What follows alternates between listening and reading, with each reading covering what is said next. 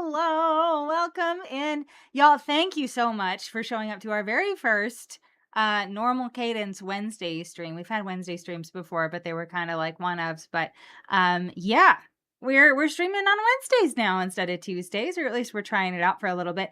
But for those of you who are new here, hi, I'm Stephanie, and that is Brad. You have arrived at Steel City MTG. We play limited here on this channel. We are big believers in the idea that playing games with your booster packs is how you have the most fun with them when you open them, and you don't need an entire box and 8 people in order to do that. You just need one buddy and a handful of packs, and you can have a ton of fun. So we demonstrate that here as best we can, and tonight we're playing some 1v1 sealed with Teenage Mutant Ninja Turtles. Now, this set made what approximates fart sounds whenever it released. Not a lot of people liked it, and we get it.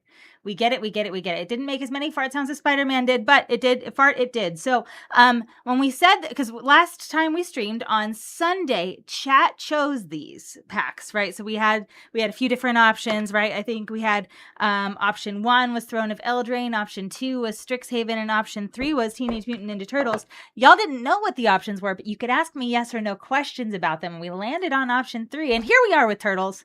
And I could tell you all were disappointed, but be disappointed no more, because while we didn't love the limited environment for this either specifically, that does not stop us from having fun. And so what we have decided to implement tonight is Mystery Pizza, and Brad will explain that to you here in just a moment, but not before we thank the sponsors that made this stream happen. Y'all, we could not do this without our sponsors, Mana Pool, Nerd Gear, and Gerudo. Y'all, if you are buying your cards on the internet and you have not yet tried Mana Pool, I urge you to do so. It is the best trading card game marketplace on the internet. They just do Magic right now.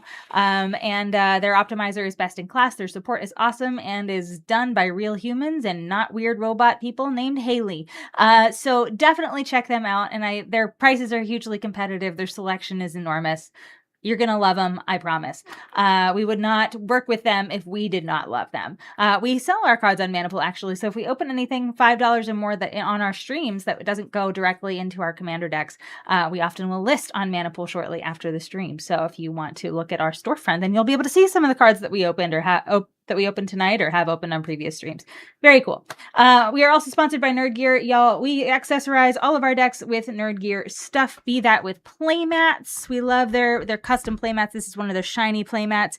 They also have novelty dice, which we love. They've got spin down life counters, which we use for basically everything, but those come as part of the Commander Essentials kit. They also are the company that made famous the Playmat Sanctuary, the thing that stores your playmats and hangs over the door and then also rolls up and bundles up and sits on a shelf all nice and pretty. So if you shop there, they have to pay us money if you use that link or if you use our code. So that's kind of cool. So definitely check them out.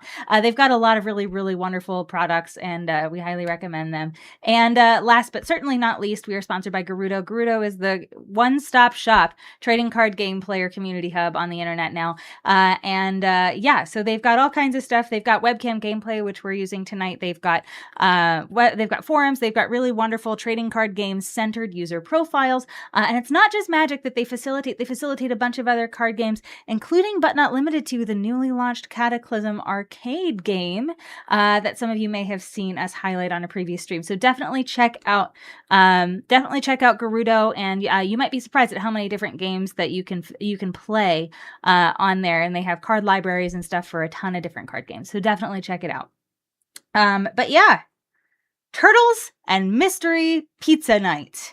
You like the little Mystery Pizza logo in the middle? I feel like that really adds a nice je ne sais quoi. It's very nice. To the stream. But yeah, Brad's gonna, just if you're new here, I'm getting ahead of myself. If you're new here, the structure of this stream, Brad's going to give us a little bit of an overview of what we can expect from the limited format. He has a little PowerPoint presentation. This man loves a good PowerPoint, if you know Brad. We sure do. Strixhaven Dropout is rating us. Hello, Cass and Party. You had a sick pod tonight, if I remember correctly. Let me go ahead and give you a little bitty shout out here.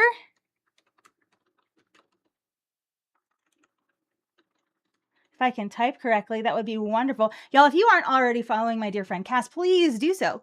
Cass is wonderful, and they were playing Commander tonight on their channel, so definitely give them a follow. Press that little heart button in chat. But hey, chatters, we were just explaining what our stream structure is like, so you are just in time. I'm Steph, that's Brad. We play limited here on this channel, and oh, Hello, Lenny. Thank you for the follow. But yeah, so what Brad is going to do, this man loves a PowerPoint presentation, so he is going to take you through what the limited format for Teenage Mutant Ninja Turtles looks like. We're going to learn about all the different draft archetypes or limited archetypes that we could possibly build into. And then we're going to crack some packs, we're going to build some decks, and then we're going to play a best of 3 match all live on camera for you this evening. But tonight we have a twist, and that twist is Mystery Pizza. This was a component that that Wizards of the Coast utilized during the Commander Party for Teenage Mutant Ninja Turtles. But we thought that because this set kind of is a little bit of a groaner for some people, we would do something to make it a little extra spicy. And so we're going to implement these Mystery Pizza cards. Now, there's one that doesn't work with 1v1 that we took out of here, but there's normally a stack of 10, but we have a stack of 9 tonight. And Brad's going to tell you how this is going to work before we dig into the draft archetypes. Okay, yes. So we have here, as Steph said, a stack. This is the Mystery Pizza deck. We each have our own Mystery Pizza deck, though. We have another raid. Hello, Jose. I have to wait 26 seconds before I give you a shout out, so I'm going to do that. But hello, everybody. Hi, Jose's. I hope you all had a wonderful stream tonight. Thank you so much for sharing your community with us. Let me see here. I have to count to 27 seconds in my mind in order to give you a shout out according to Twitch. But it's wonderful to see you all. And then Brad's explaining what the Mystery Pizza shtick is that we're doing tonight. So buckle up. Yes. So we have here a stack of, we each have our own Mystery Pizza deck. The contents of the deck is exactly the same. Mystery Pizza is double-sided. Woo! The front side of all the Mystery Pizzas is the same. It is an artifact food equipment. It equips for 1, and it also has normal food text. You can pay 2 and tap it and sacrifice it, otherwise known as putting it on the bottom of your Mystery Pizza deck to gain 3 life. However, additionally, when you have it equipped to a creature, when that creature deals combat damage to a player, you may turn your pizza card face up and do whatever the effect is. So this, for example, says each opponent loses 3 life and discards a card. You draw a card and gain 3 life. So if I had this equipped... But when you do that, the pizza goes away. Right, yeah. If I had this equipped to a creature and I dealt combat damage with it, I would flip it over, do what it says, then this goes to the bottom of my Mystery Pizza deck. Yes. Now, at the beginning of each of your end steps, if you don't have a Mystery Pizza, you get one. We are in a constant state of pizza mystery this evening. A constant state of pizza mystery. A constant state of pizza mystery.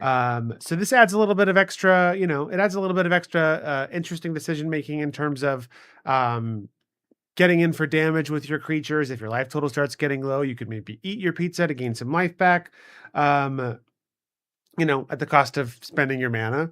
But otherwise, it might make you want to block in what would normally be unfavorable. But if you're being attacked by a creature that has the Mystery Pizza, maybe you don't want it to deal damage to you.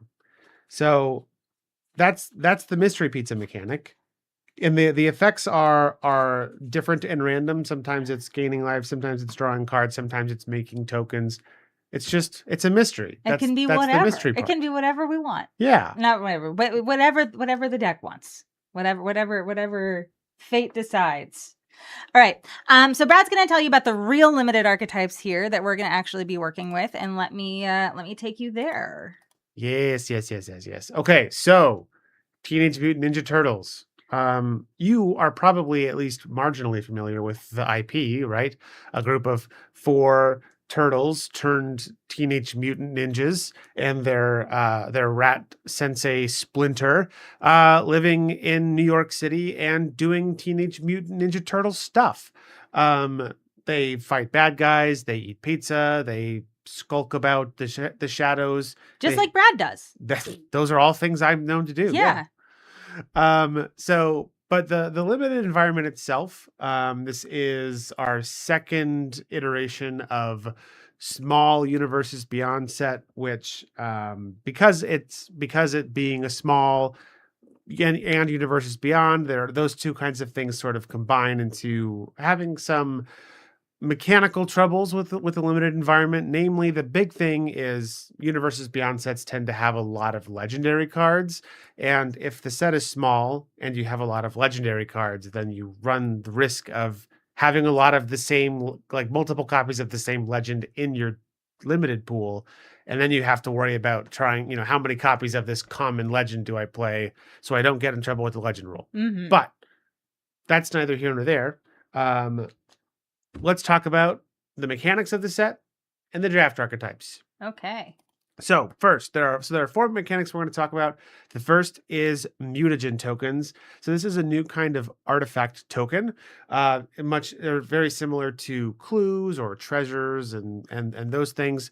A mutagen is an artifact token. You can, as a sorcery, pay 1 mana and tap and sacrifice the mutagen token to put a +1/+1 counter on target creature.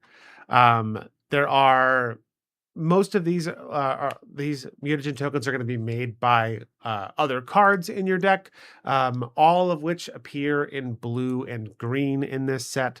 So just a nice cheap and easy way to give your creatures a little extra oomph.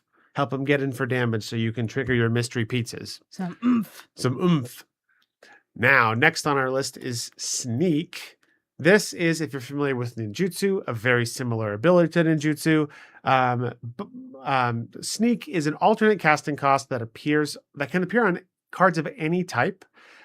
You can cast a spell for its sneak cost during combat by returning an unblocked attacker to your hand, specifically during the declare blocker step, right? So you attack with a creature. If your opponent doesn't block it, then after your opponent says they're not going to block it, but before your creature deals damage, you can return that creature to your hand and cast a spell for its sneak cost. Very cool. One of the things that separates this from ninjutsu is that it can appear on non-creatures, which is neat. I guess another thing to know about ninjutsu about Sneak, is if you cast a creature spell for its sneak cost, that creature will enter the battlefield tapped and attacking the same player that the creature you return to your hand was attacking. Now, Sneak appears in all colors, but it is primarily focused in white and black. Next, we have Disappear. Now, this Disappear is a class of triggered ability or similar effects that could be replacement effects that happen if a permanent you controlled left the battlefield, right? So you can see here with Lord Dreg at the beginning of your end step, if a permanent left the battlefield under your control this turn, you create an insect. So this synergizes well with mutagen tokens because those are tokens that you're sacrificing. It works with Sneak because you're returning a thing to your hand. It works with sacrificing a creature for an effect. These effects appear in this set only in black and green. Then the last mechanic on our list is Alliance, and this is a returning mechanic from Streets of New Capenna. It appears only in red-white. Alliance is a class of triggered ability that triggers when a creature enters the battlefield under your control. So you can see with Raphael Most Attitude here, he's got this Alliance ability. Whenever another creature enters under your control, you may exile the top card of your library. Very cool. There's some that deal damage. There's some that buff your creatures. It's a whole thing. It's creature fall. Yes, creature fall. That's a good way to say it. I know. I'm really smart. Yeah, that's good. Okay. All right. So let's talk about the archetypes. Now, 5 of them. Yep. Right? This set being a smaller set, they have only 5 archetypes. In Spider-Man, those 5 archetypes were in allied colors, but in this set, we are doing enemy colors. And you'll notice the theme with some of the mechanics we talked about only appearing in 2 colors, and those align heavily with the draft archetypes. So first draft archetype in white and black, they call it Sneaky Ninjas. This is all about this mechanic, or this archetype emphasizes the sneak mechanic. So you're going to want to be looking for cards with sneak, and you're going to want to be looking for evasive creatures that you can return to your hand so that you can cast your spells for their sneak cost. And basically you're just looking to catch your opponent off guard so that they never know what you're up to, and get in for damage turn after turn with evasive creatures that you can use to cast your sneak spells. Very sneaky, sir. Next, in blue and red, they call it machines. It's an artifacts matter archetype.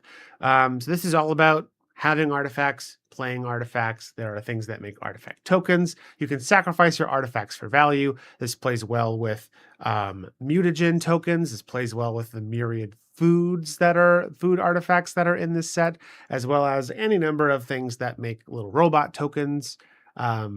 Just a lot of artifact themed things. Next, in black and green, we have a sort of combo archetype with disappear and food. So essentially, you're looking to play cards that have the disappear mechanic. You can. A lot of the cards in these colors will also make food. There's a whole host of pizza food artifacts, as well as some other like creature foods, such as pizza face here, or there's an ice cream sandwich cat, I believe. Hi, this set. Wow. So you're just looking for opportunities to sacrifice things, return things to your hand, so that you can trigger these disappear effects as much as possible. Next, in red and white, this is Alliance Aggro. You may be familiar with the fact that we said that Alliance only appears in red-white, and this is why. This is an aggro archetype, looking to have a constant influx of new creatures to trigger your Alliance effects as often as possible. There are plenty of effects in this set, or in these colors, that make ninja tokens or make robot tokens. And as well as just a whole host of cheap creatures that you can deploy quickly so that you can flood the board and overwhelm your opponent before they get set up. Then lastly, we have green and blue, and they call this mutagen midrange. This is all about using mutagen tokens. It's heavily focused on +1/+1 counters. So you're going to be looking to make lots of mutagen tokens, make your creatures big, and hope that your creatures being bigger means they have more favorable attacks. So you can just keep attacking your opponent turn after turn. All right. Now, the last thing we'll talk about is where the money is. What kind of cards we should be keeping our eyes out for as we're opening these booster packs. Where the money is or where the money isn't? Where the money isn't. Yes. So normally our threshold here, as Steph said, when we sell cards that are usually about $5 or more on Mana Pool, there are 5 cards in this set that are $5 or more. And you can see it drops off pretty quick here. We have Super Shredder and Krang. We do have bonus sheet cards. Yeah, we don't count the bonus sheet yes. cards in the analysis here just because there's always a bonus sheet for everything. There's always different printings for things. And you're not particularly likely to open them. Yeah, we just look at the normal printings of cards for our evaluation here. It's just easier across the board. Yeah, things that we are most likely to open in play boosters, right? If these were collector boosters, the math would probably be very different. But yeah, so we have Super Shredder here at 20, Krang at 16, and then a steep drop off. We have Dark Leo and Shredder at 6, and then the other 2 cards, just since there's only 2 of them, we'll say Cool But Rude and the Ooze are both hovering around $5. Very nice, very nice, very nice. Well done. Thank you so much. All right, we'll go back to sealed here. Okay, so friends, it is time. I think it's time to open some boosties, or at least I want to open some boosties. Are you ready to open some boosties? I'm ready to open some boosties. All right, let's open some boosties. I'm going to change this to pack cracks, and then we are going to zoom in. Whee! Beep, we love it. Let me get my mystery pizza out of the way here. Your mystery pizza's in the way? Yeah, it was in the center of my screen. Oh, wow. All right. All right, I'm ready. Are you ready? I'm ready. Let's shake and bake. Boosty number 1. Boosty number 1. Number 1, big boosty. Right. All right. Oh, we got I got my first pizza. This is not a mystery pizza, by the way. Okay, no, it's not. We know this is guac and marshmallow pizza.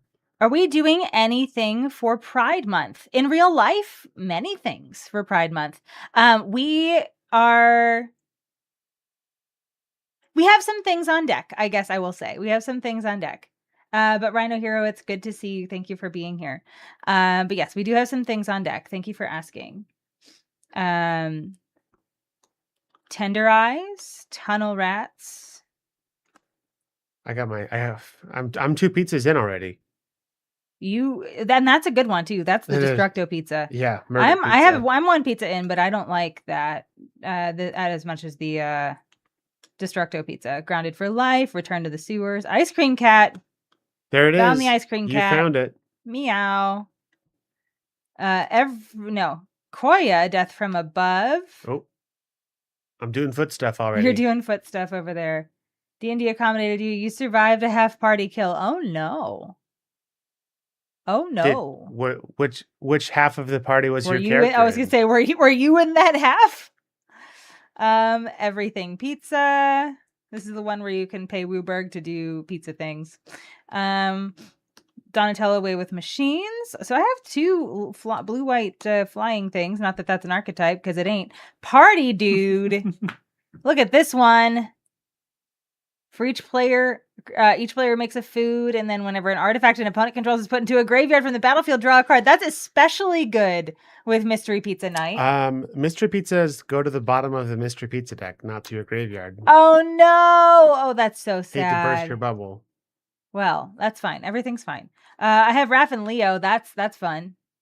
I like the team up here. Oh, you have Krang. I have of course Krang. You have Krang. Not the money Krang. Not the money Krang. It's a different that's Krang. Good Krang. And then I have Raph and Leo sibling rivals. Whenever they attack, if it's the first combat phase this turn, untap up to 1 or 2 target attacking creatures. After this phase, there's an additional combat phase. Love that. Nice. Love that. And then I have Lessons from Life, which is the immersion breaker card that everybody freaked out about for 2 seconds and then promptly forgot about. Magic cards. It's got magic cards on the magic We've got magic cards in our art for our magic cards. I'm glad the druid survived, Alter. That's good. All right, so you just had Krang. That was your one rare. Well, I had 2 rares to your 1. I know. I had Party Dude and Raph and Leo. Start for Brad. Okay, all right. That's like my one thing I have going for me is I get more rares. Krang does have affinity for pizza. This is true. All right, Turtles number 2. I'm reflecting on one of the questions that was asked. So we had chat ask some yes or no questions on Sunday to try to figure out what set we were going to be playing. They asked about this set. Is it likely to be used as kindling? And I thought that was a really funny question to ask. It was just basically a weird way of asking, like, do we love the set or do we not love the set? But that's a different question than can we have an exorbitant amount of fun with this set or not? It's true. Because turns out if you're fun people, you can have fun with whatever you want to have fun with. Darn right. And we're fun people. Yes, I got to continue doing a terrible Southern accent. That's good. That's good. That's the only kind of Southern accent that I can do. Ragamuffin Raptor. What do you got? Null group biological assets? Yep. Okay. I'm going to do some zoo escapees. Some zoo escapees? Yes. It's not zoo escapees. It's zoo escapees, like yes. ESCAPIES. Like it's a cuter version of escaping. Yep. It's a verb. Yeah. Just doing some escapees, you know. Yep. Retro Mutation, Uneasy Alliance. This is a pacifism effect. I do like this one. Mouser Attack. I also like this one. I feel like this card is really great. It's super versatile, which is good. It makes a robot, or it gives something +3/+0 and first strike until the end of the turn, which for 2 mana at instant speed just can demolish you, or your best creature. Yeah.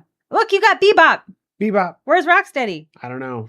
When this creature enters, you gain 3 life. I have some foot stuff over here.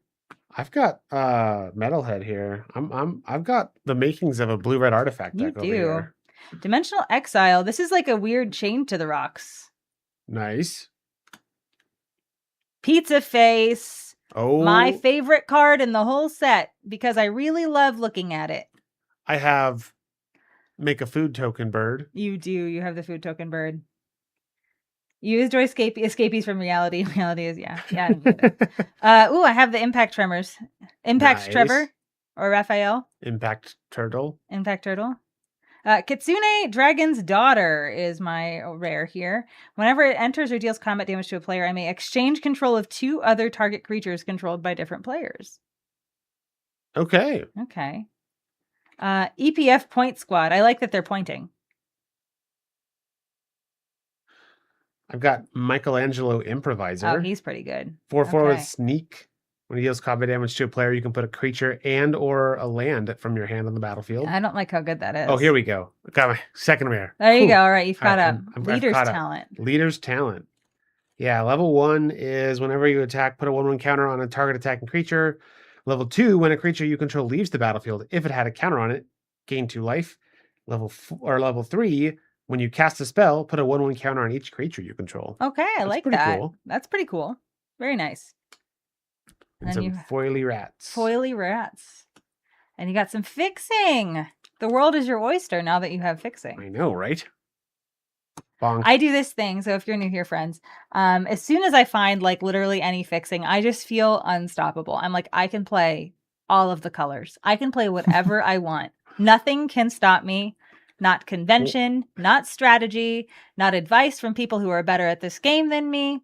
I will do whatever it is I want because I can, because I have fixing. And that's just not a good approach unless you actually have an abundance of fixing. But you know, it's one of my dual personal land failings. means you're on 5 colors, huh? Yeah, I know, it's true. All right.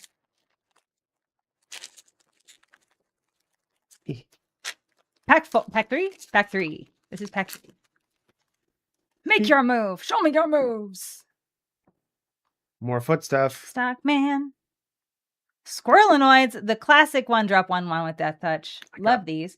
You're not a fan of 42 rares, Brad. It is funny that it always happens. It is funny that it always happens. You have more escapees. More zoo escapees. You're doing so many escapees over there. There's not a zoo in New York that I can. kind of that feel can like contain you me. might be in green here I think because I do so. think you have some good stuff in common that's like not legendary, but then you also have some good top ends. I don't know, but we're only halfway through.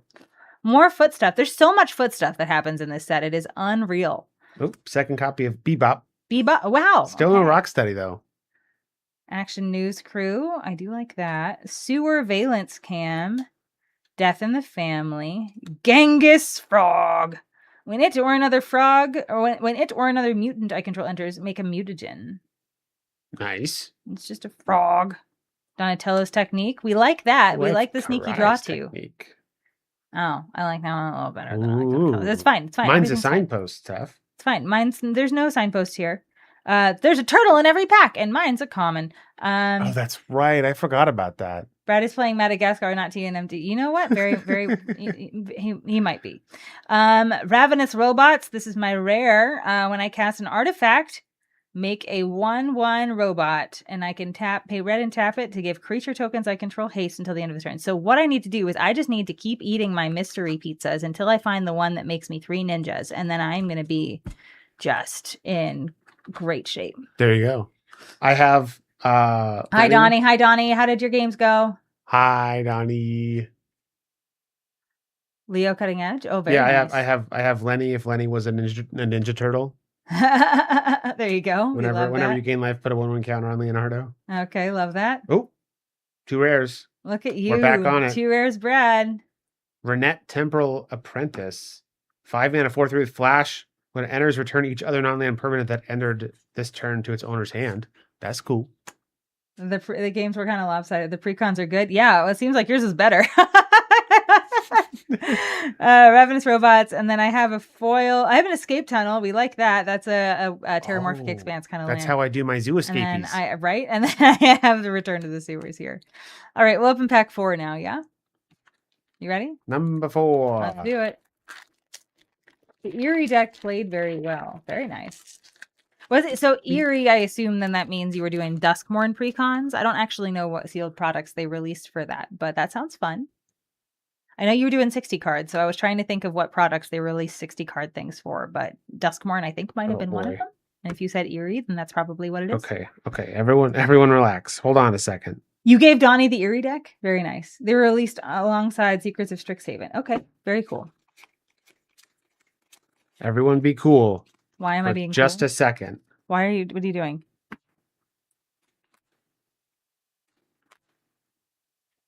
No way. No way.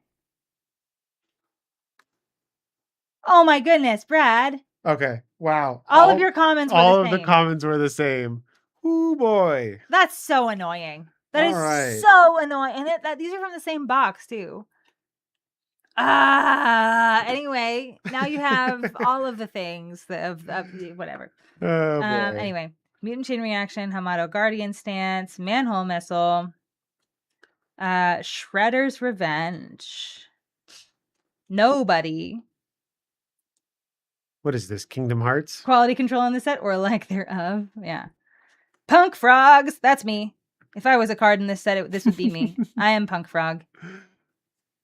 Brilliance Unleashed. Never mind. This is the card that I would be in this set. For No, sure. Yeah, definitely. I'm joking. I'm joking. You've got 7K for the cause, Brad. How? Brad keeps losing.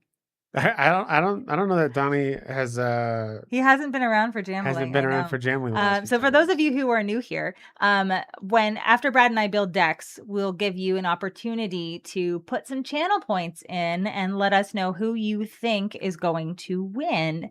So if you haven't followed us yet and you would like to, then I think that automatically puts 300 points in your bank. And so whenever we get to that point, which will probably be in about, I would say the 20-ish minutes from now, I would think 20, 25 maybe minutes from now, then you will have some points to put down. So for context, I think it's about even our win rates. But I've been on a hot streak lately. Brad, I won 2 before, and then Brad won 2, and then I've won 3 since then. So I Which think means it's that's my how. turn. So Vote for Brad. well, but here's the thing though. My stats have been better when I have been ill, and I was ill the last 2 streams, but I am not ill today. I am feeling great. So maybe I'm just distracted by my zest for life. So maybe that's or zeal. Zeal is that? I think I like both. Feel like both apply. I feel like zest is a good way to describe it. I think. But yeah, you had to skip Jambling on Sunday. Funds were low. Yeah. I mean, if you would start voting for the right team, that funds maybe wouldn't be so low. I don't know what to tell you. Get myself sick? No, thank you. I feel wonderful today. Shredder's technique. Destroy target enchantment if an enchantment, artifact, or creature or enchantment. If an enchantment was destroyed this way, you lose 2 life. Jenica, cool. It's a turtle in every pack, everybody. Wow, I really like opening that after my uncommons. And then Krang and Shredder. We like that. This is a 6-drop, 6/7 blue-black creature. When it enters or attacks, each opponent exiles cards from the top of their library until they exile a non-land card, and then it can disappear. At the beginning of your end step, if something left the battlefield, or if a permanent left the battlefield under your control this turn, you may cast a card exiled with Krang and Shredder without paying its mana cost. That's kind of devastating. I like it. Ice cream kitty. I've got here a prehistoric pet. Ooh, and a foily kitsune's technique. Ooh, we have to drink water. Thank you so much, Arizona Angels. I appreciate you. Y'all, if you are not, let me really quickly. Arizona Angels, I went ahead and gave you a shout out, but if you do you want to tell some people what's going on tomorrow? Because if not, I mean, I don't know if you want me to tell people what's going on tomorrow, but I kind of want to tell people what's going on tomorrow. Maybe you could, I don't know. Anyway, here's your window. If you want to say something, please. Ice cream kitty and illegitimate business. We love this. All right. But please follow Arizona Angels because there's something cool happening tomorrow. All right. Pack time. Let's go pack 5. Wow. Third copy of Bebop. Still no Rocksteady. You have so many Bebops. Zog. Oh, hey. I have Zog. Oh, well. Tomorrow it is your birthday and you will be streaming some games with us. Yay. How exciting. So yes, we're going to play Commander on the internet in front of people tomorrow. Wild. And it's going to be really fun. And we're going to be doing it over on Arizona Angels' channel. So definitely check that out. I think it's going to be around 7 p.m. Eastern, if I remember correctly. I think so. I think that is the time. I don't have my phone in front of me right now, and I can't be trusted unless it is like right in front of my face. So, don't encourage Steph to ignore proper self-care, everyone. Okay, Steph. Right. Huh. Zog. Yes. Pachyderm. Oh no. Or do we have the same packs? Well, no. So I had one card before Zog. Zog was your first card, but we have negate. Yep. Stomped by the foot. This is so frustrating. Cowabunga. Okay. No. I have. Of course, one more I know my own you. comments. Yeah. All right. Wild. Wow. Okay. Spicy oatmeal pizza. I do like this one. I do like the spicy oatmeal. The Last Ronin's technique. This makes a bunch of foot people. Leonardo. We love opening a common in that slot in the booster pack. Always turtles in every pack. Ninja Teen. So whenever a creature you control leaves the battlefield, each opponent loses 1 life. You can pay 2 to give creatures you control +1/+0 and menace. That's just like a permanent status thing. Like all of your creatures have +1/+. That's pretty good and limited. I feel like Yeah. that's actually insane. And then level 3, and this is cheap to level up too. Look at that, 1 in a black, and then just black. Like for 6 mana, that just goes. Yeah. Creature cards in your graveyard have sneak 4. You may cast creature cards from your graveyard or speak creature spells from your graveyard using their sneak abilities. Very cool.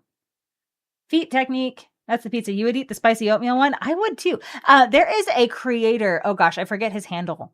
But he dresses up as Rocco Street Chef. And he made a spicy oatmeal pizza and said it slapped. And so yeah. All right. Grounded for life. An illegitimate business. Very nice.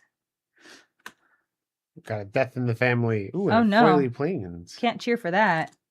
Ooh. Probably easier to happen in a small set. Small sets are awesome and always do well. Watsy probably. Everything is fixed whenever you tell people to do a pick 2 draft. Everything is fixed. No. That's actually, so Brad and I don't love this set, but we're doing something fun with this tonight. So if you just tuned in, we're gonna be doing some mystery pizza stuff. And so you'll see these cards are gonna be, these are official Watsy products that they gave to local game stores, or a resource that they gave to local game stores to print out for their commander events or for their commander party for TMNT. But we found that there's a pretty fun use case for these in 1v1 sealed as well. So we're going to be playing with some mystery pizza tonight. So hold on to your butts. It's going to be fun. And your pizza. All right. And your pizza. Yeah, it's true. Hold on to your pizza. It is really funny. I remember during pre-release for this, because we had been doing a very good job of not ordering out. But there was we had played 2 nights in a row of this set, and we were just like, we need pizza, and we ordered like 2 pizzas, and then just that's all we ate for the rest of the weekend. We were such gremlins. But this set really does like something psychologically to you and makes you want pizza really badly. So, maybe midnight pizza is in order after this. Who knows? Mystery pizza girl, thank you very much. Okay, so here's the story. Sorry, a little bit of a tangent here. So I got these printed at Staples today because we aren't not real adults that have a real color printer in our house, right? Or we do. It just is always broken and it's not ever worth fixing. So, yes. So I got these printed at Staples, and they'd been there for most of the day, and so I went later in the day after I had done all the things that I needed to do, and so apparently this guy had been sitting and thinking about them for a long time. And I walk in and I tell him my last name. He was like, "Oh, you're mystery pizza girl." I was like, no, that's not what I just said. I gave my last name is this. And they were, no, mystery pizza girl. You're the one that has all the mystery pizza cards. And I said, yes, dude. Yep, that's me, mystery pizza girl. Here's my dollars. Goodbye. That was my day. Yep. So mystery pizza girl, that's me.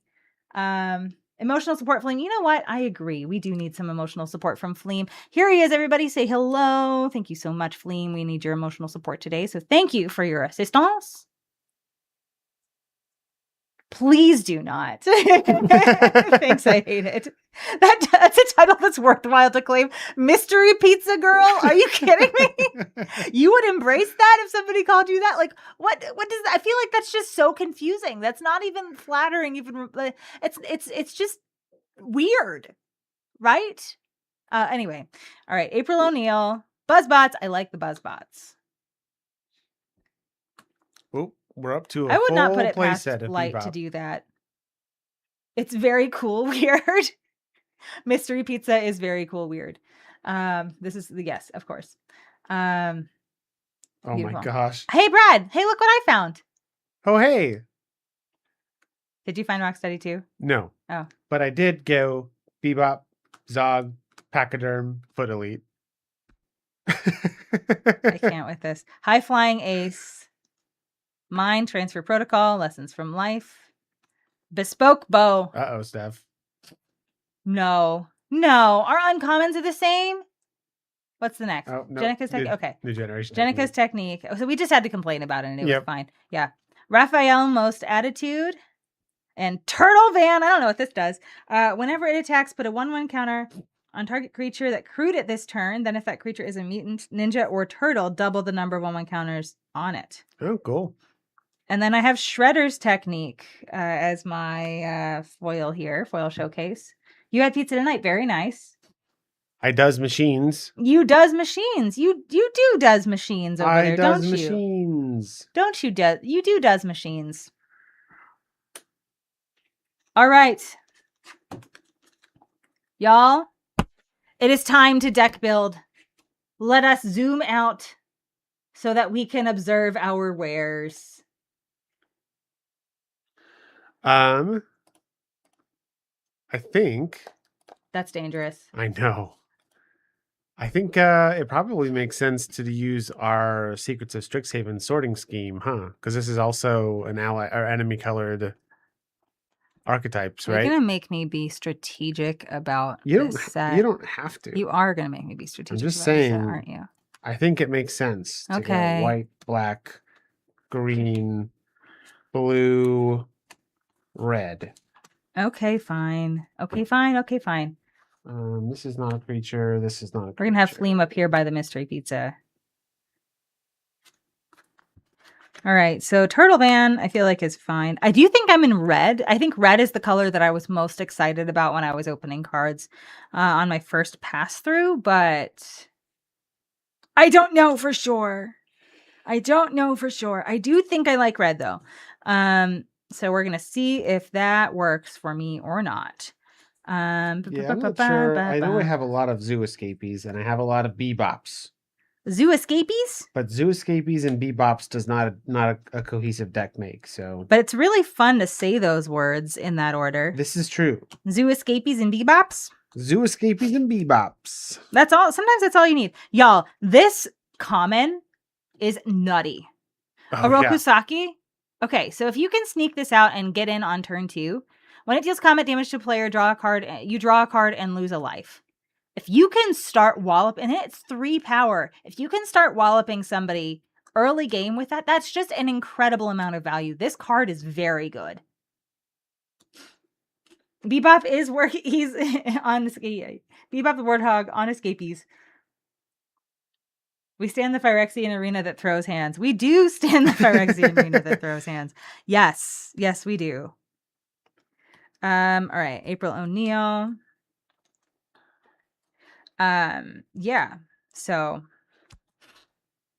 I feel like this set, at least for me, because like comics and like cartoons and stuff, like not super my bag, right?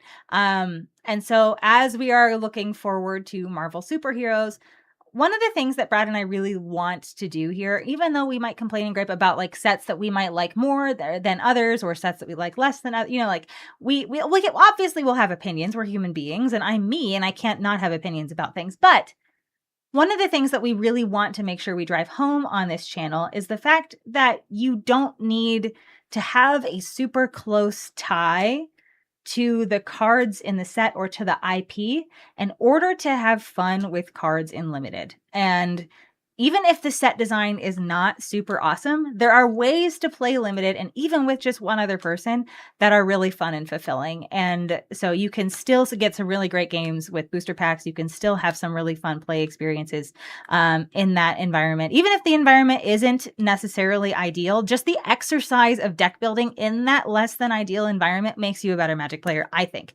And I think there's a lot of opportunity for fun to be had there, even if you don't necessarily love the IP. So we'll always recommend going to pre-releases. We'll always recommend, drafting with your friends, even if it's a set that you're not a huge fan of. You're still gonna have fun because drafting is great. Anyway, yeah, play the game, have the fun. Exactly. So I do think that this is a good kind of intellectual warm up for that coming, because like we're not huge Marvel people, but we're going to be playing a lot of Marvel, and we're going to be having fun with those cards, and it's not going to be forced fun either. Like if we don't love the set, we'll tell you that we don't love the set, and we'll probably just stop playing it and switch to something else after a little while if we get tired of it. But like, we do like trying new sets. We like playing with new cards, and like that's not faked. That's not faked for views or whatever. This is just, we really do believe that you can have fun with any set. Yeah. Just got to put your mind to it a little bit and kind of talk yourself out of some bias. You know what I mean?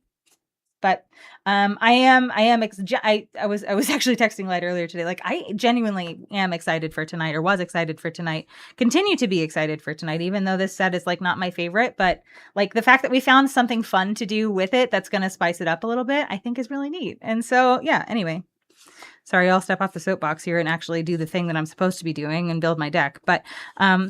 Anyway, play games. It's basically Duskmorn to you, and you love Marvel. Yeah.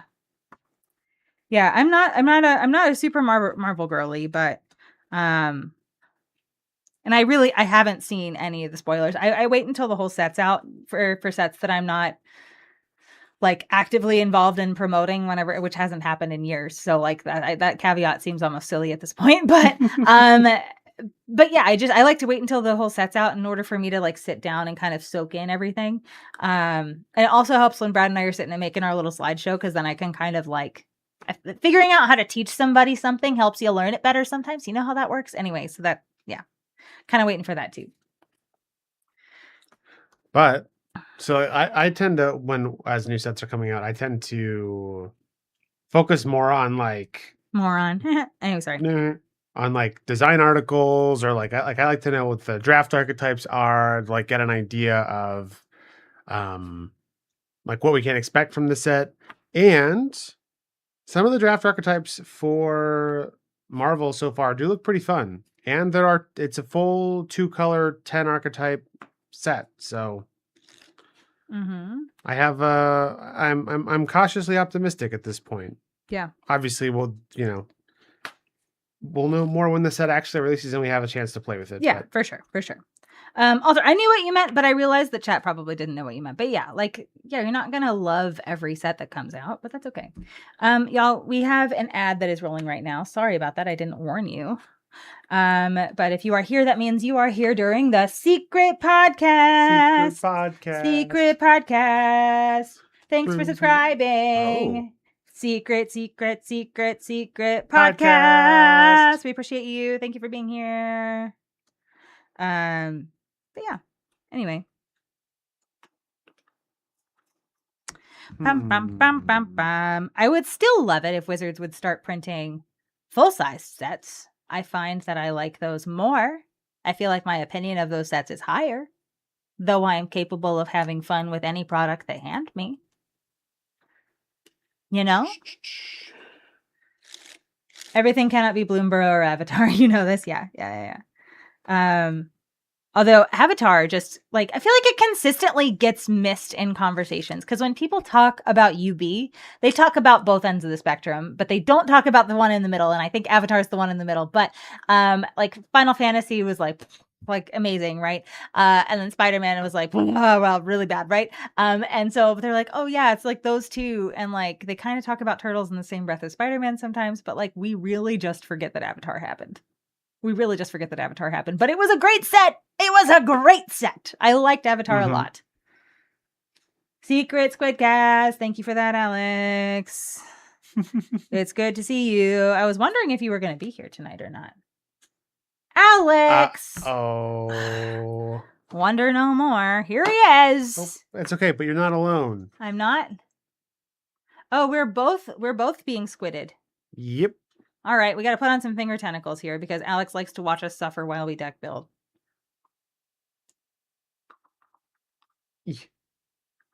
But like, what if everything could be Secrets of Strixhaven?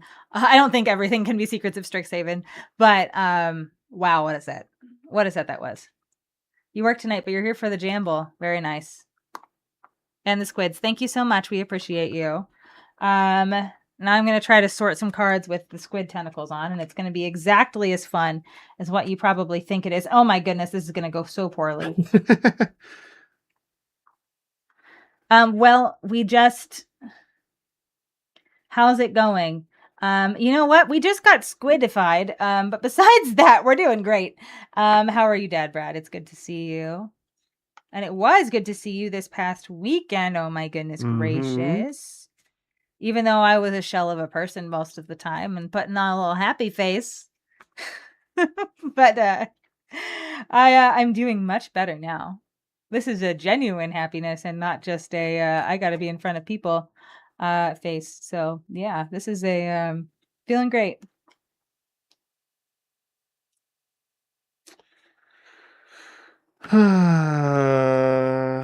I don't know what I'm doing. In general, Yep. ah, EPF point squad. They're just pointing at so many things. Why are they so pointy? They're a squad of pointers. Being pretty pointy over there, They're huh? being pretty pointy over here. I really just think this set is probably just like play whatever you have the most of and just hope that it works. Yeah. Brad, good news. You're deck building for Magic the Gathering. Thanks, Oh, Quinn. whew. Good call. Thank you. Good call. Good You're so call. very helpful. Um, I feel like I think I've got to be doing like sneak stuff. That's. Or I feel do like red I? white might actually be kind of good for me, but then my white removal's pretty okay. I just miss out on some really powerful blue creatures if I only You do know, that, no, it's but got to be green black. I'm on green black. you get 3 killer blue artifact cards if you have the support. Yeah, there you go. Quinn thinks you should do artifacts. Yeah, like that's what I keep like. My concern is, well, I guess bespoke bow is removal. I have 2 of these little artifact goobers here that tap thing and put a stun counter on it. I do really like Metalhead. I think Metalhead is cool. Yeah. Yeah. All right. You've convinced me. Artifacts it is. I mean, you are going to be doing some pizza stuff, right? This is true. Mystery pizzas are artifacts. Mystery pizzas are artifacts. I can also like realistically like cuz like my red artifact stuff is like not amazing. I can probably do blue green cuz I do have some zoo escapees and they make artifacts and mutagen tokens are artifacts.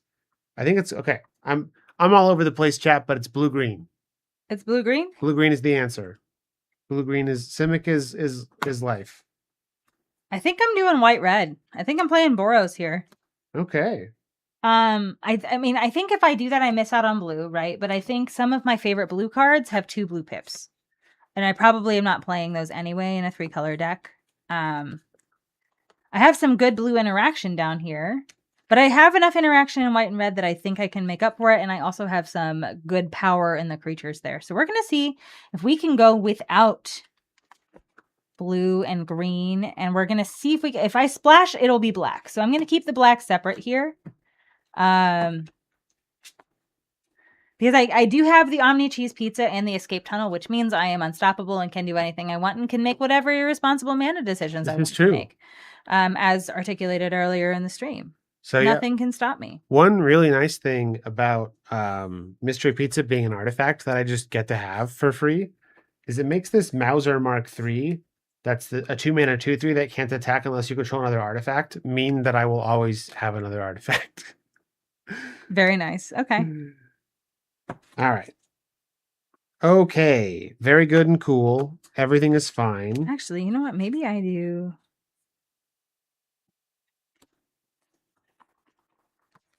No. Okay. All right. We're going to put this up here. And we're going to use these extremely convenient finger tentacles to do some deck building here. Okay. I actually think that my red-white deck is going to be kind of cool. So I'm excited about this. I am going to search for...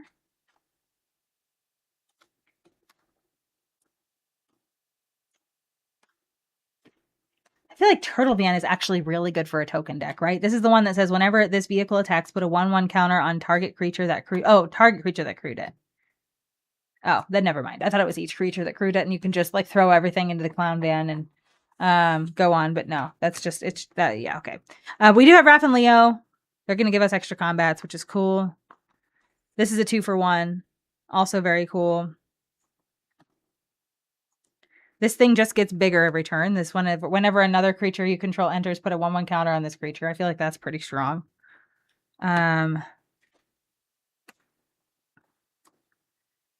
Koya, Death from Above. Beginning of the next end step, you may pay 3 in a black. If you don't... Oh, yeah, it just blinks something, which is good still. Jenica makes a dude, so that's a 2 for 1. Leo sneaks for that. Okay. April can't be blocked by big creatures, which we like. High Flying Ace. Why do I have every 3-drop in forever and for always? Enters, destroy up to 1 target non-creature artifact. Kill Brad's pizzas. No, Hooray. not my pizzas. Cast artifact spells or activate abilities. I've got some of those. Ravenous Robots. When I cast an artifact spell. Old Hob, Alley Cat Blues. I really like this card. This is the signpost, or one of the signposts for red-white. Large with land cycling. We love to see it.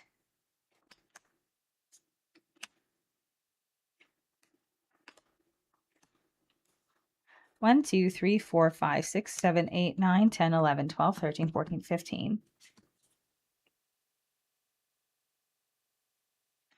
16.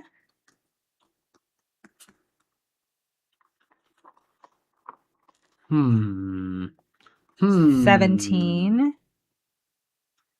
18. I think we're going to go 19 creatures. I think we're doing 16 lands here. I think we're going 19, 16, and 5. 1, 2, 3, 4, 5, 6. We're going to just go zoom, zoom, zoom. I'm also on 16 lands. Are you? Oh, yeah. 2, 3. Also, Flame 4. can go to nap time if you would like Flame to go to nap time. Okay. Yes, Fleem, thank you so much for your service. We appreciate you.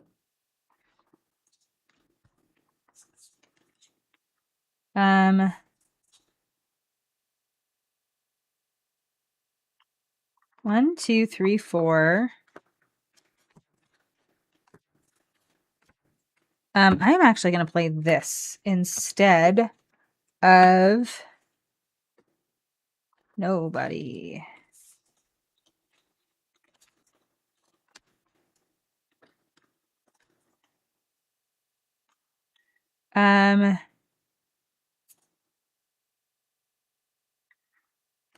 Five,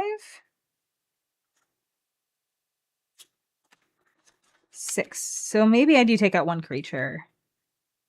I will take out the purple dragon punks. So I have removal, removal, removal, removal, removal, removal. 6 pieces of removal. We have a crap load of creatures. 1, 2, 3, 4, 5, 6, 7, 8, 9, 10, 11, 12, 13, 14, 15, 16, 17, 18 creatures. And 16 lands. Ooh. I think that's what we're going to do.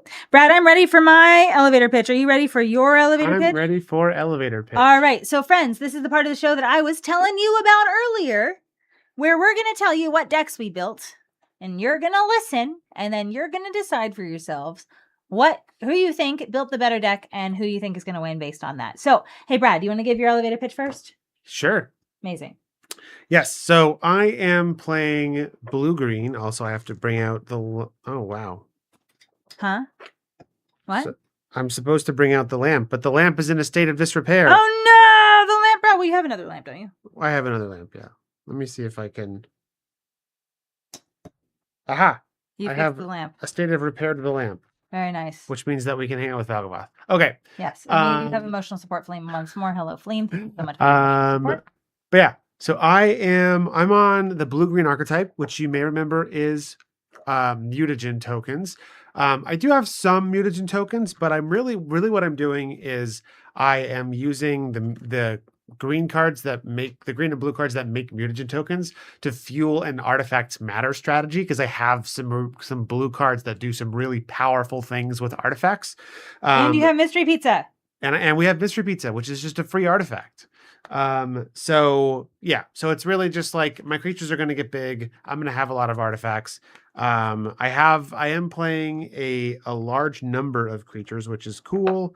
And then yeah, I have some cool top ends like Krang, Mastermind, and Metalhead, and Dawn and Leo Problem Solvers is like a flicker guy to let me reset my artifact makers. And just a lot of one-one counters via mutagens. So big creatures. We love it. All right. And then what I'm playing something that's pretty low to the ground. I'm doing Boros, lots of guys. So a lot of stuff that are like 2-for-1s or 3-for-1s, lots of things that make tokens. Got some really good payoffs for that. I have 6 pieces of removal, and we're just going to try to go fast. We have 18 creatures. We don't have a whole lot of top end stuff going on, but that's because we just want to flood the board and get around Brad's defenses before he has a chance to build things up. So that is my game plan. We're going to capitalize on just having a lot of creatures on the board in a lot of different ways here. So that's my plan. All right, Brad, you want to start the prediction for us? I do. All right. Now do remember, my win record is presently better, but also science says that if Steph is feeling sick, she does better, and Steph is not feeling sick tonight. So I don't know what that tells you. But yeah, we're gonna see what happens. We got Boros aggro over here though. Alter, this is for you, buddy. This is for you. All right. I'm doing thank you, Donnie. Thank you for that. 4, you know me. 8, and then 7 forests. I can just hear you snickering all the way on this side of the country. I can hear you snickering to yourself. You're so proud. You're so proud of yourself for that joke. I know you.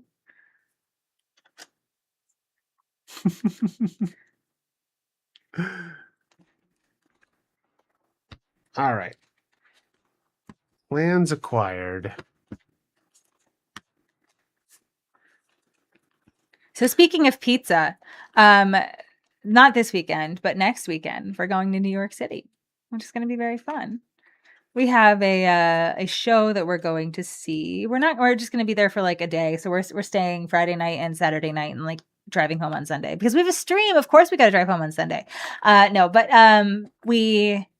that's the game plan. But like we've both been in New York City. Like Brad grew up actually on Long Island. Like we've both done like the like touristy, like, I don't know, Empire State Building. We haven't done it together, but like we've seen the Statue of Liberty and like all that fun stuff.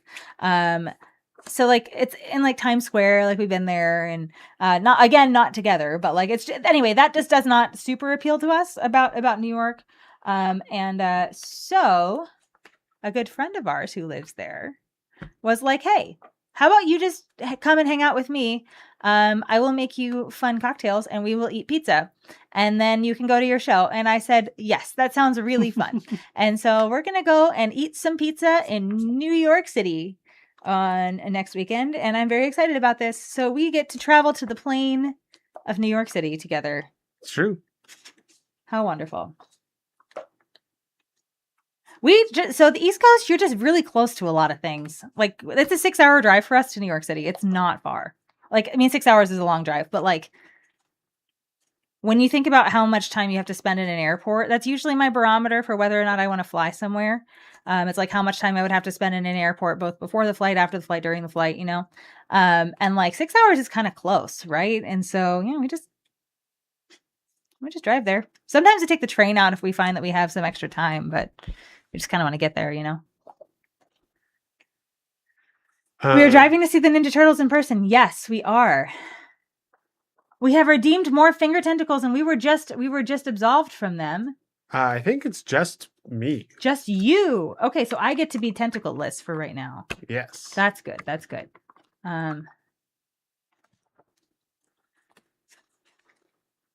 That's the problem with the train. Extra time. Yeah. I mean, I like the train. We take the train out to Philadelphia a couple times a year. Well, maybe not. Maybe at least once a year. Usually we do.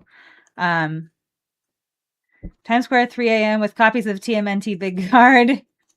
Eric Card Big Apple. Steph is Sans Tentacles. She is Sans Tentacles. And she's taking advantage of that as best she can for right now. Deck building is hard and takes longer when you have tentacles on your fingers. Let me see here. I can clear some of that. You're clearing things. Look at you. You're a champion. I'm on it. Yeah, put those on, Brad. Crick Chef says. I just didn't take them off. You just didn't take them off. Okay, Yeah, that's how you. if That's you how really you do wanted it. to stick it to me and you waited just like one more minute for me to take them off, then. But I just got to keep them on. Really quickly, I'm gonna go ahead and do a little bit of a shout out here. Steph needs a hard hat for her hubris. You know what? You're right. You're totally right. You are totally right. Never can be too safe Or too proud. or too proud. All right.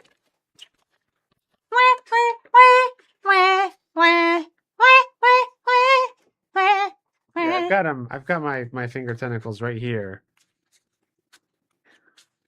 I'm trying to sleeve. Those aren't in this set. Yeah, I know. This is just what they had at the costume store.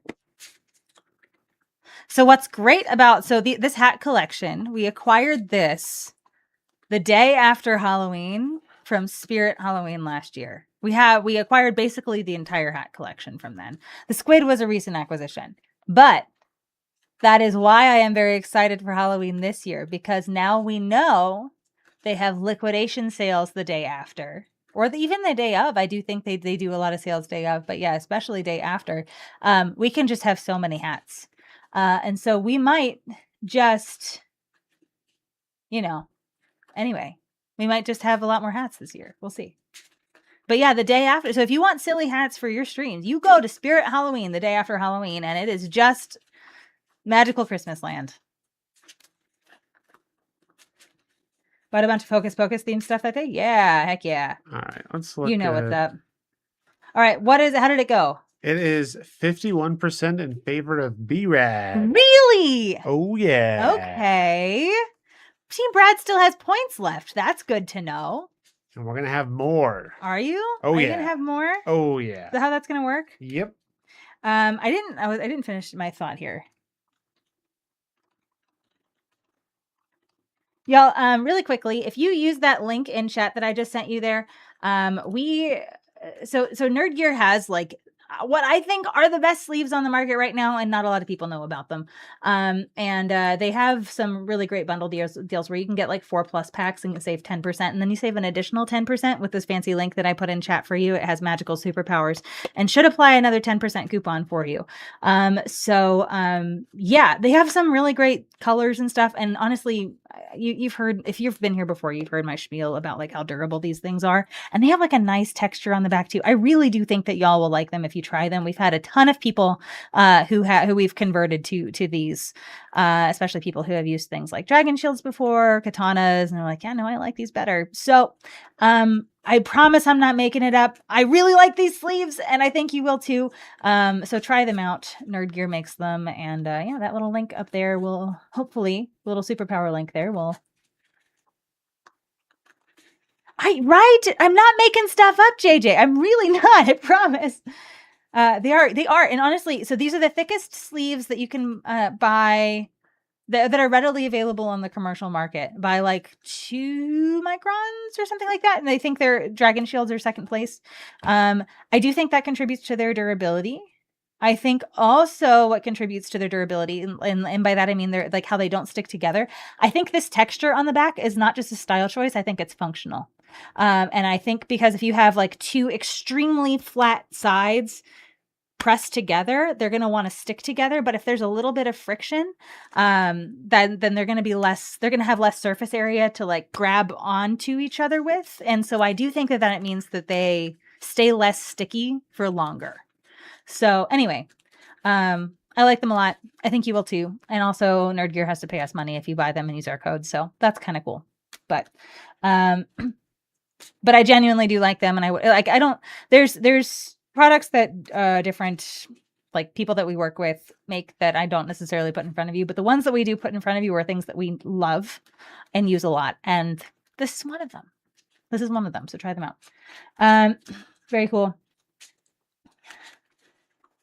All right, Brad, Speaking of fun things we got from Nerd Gear, you want to roll one of these to see who goes first? I got an 11. 1. Okay, 11 goes first. It's almost to 13, but it did a little bit. It did a little dance. Okay. I gotta get my mystery pizza. That's true. You probably can move the lamp and just have Valgavoth there. You know what I mean? Like so that it's not taking up as much real estate. You can probably just put Valgavoth up top and there you go. Oh wait, that's the glare elemental. Maybe put Valgavoth on the bottom. I don't know. You figure it out. You're a smart man. Every now and then. You haven't used them for a commander deck. Yeah. So we at the end of last year, Brad and I have like 40, 43, 44 commander decks combined. Most of those are Brad's. No, I have 18 and he's got however many the rest is. But we re-sleeved all of our decks last year and it was a labor of love. But yes, all of our decks are presently in Rock Guards. That was not a contract thing. That was just we just like these sleeves better than what we were using thing. So it is many. It is many. And I complained the whole time. Brad is very good at following through on tasks that he sets his mind to. I am too, but I complain the whole way if it is boring or difficult. And that's what we were doing. I was just complaining the whole time. You have some unknown number of commander decks in them? Yeah. Yeah. Yeah, I think they're great. I think they're really nice. I just think they're great. Okay. I just think they're neat. So at the beginning of the end step, if we don't have a mystery pizza, we make a mystery pizza. Yep. Okay, beautiful. Good luck. Have fun. I really am ready for you to just like seek your vengeance upon me. 5, 6, 7.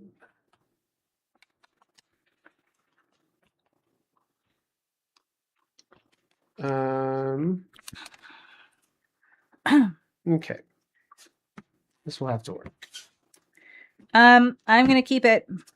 I'm keeping mine. Okay, I will play Mountain.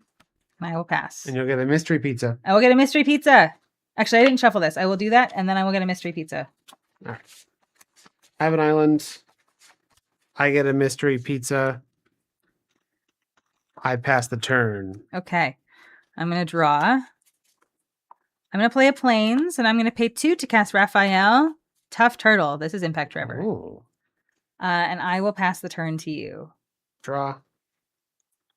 Land. What are the pizzas? Okay, so Great Chef, these are from the Commander Party event that Wizards of the Coast hosted for Teenage Mutant Ninja Turtles. They are it's a normal food token that you get at the end of every turn if you do not already have a food token named Mystery Pizza. But whenever they have the additional effect of whenever equipped creature deals combat damage to a player, you may flip this card if you do resolve its effects and then put it on the bottom of the Mystery Pizza deck. And then at the end of your turn, if you do not have a token named Mystery Pizza, you make another one.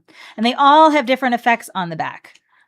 So we don't know. So that's why it's a mystery. It is a mystery pizza. Mystery. Yes, JJ. It's true that Alex did Tentacles both at the same time, but then Grickshaft followed it up right at the end of my timer with. It's true. It's true. With second one. So it's true. Speaking of, we are gonna. So not speaking of, but we do have a quick ad that Twitch is making us run. So we're gonna do that really quickly. And if you are still listening to us during the ad, that means you are subscribed and you get to listen to the secret podcast, and we thank you. But anyway, we will be back in 90 seconds, regardless. But yeah. Also, our friends can go back to nap time. They sure can. Secret podcast. Secret podcast. Beautiful. All right. So what did you have over there? This is the Mauser Mark III. It's a 2/3 that can't attack unless I control another artifact, which I do. Yay. Love it. I pass. Okay. We do have another. The boys are going to keep working all night, I think. The boys are back in town. They're back in town, and I believe we do have more emotional support. Hello, Fleem. Thank you so much. We appreciate you. All right. Drawer. I will play a mountain. And then I will...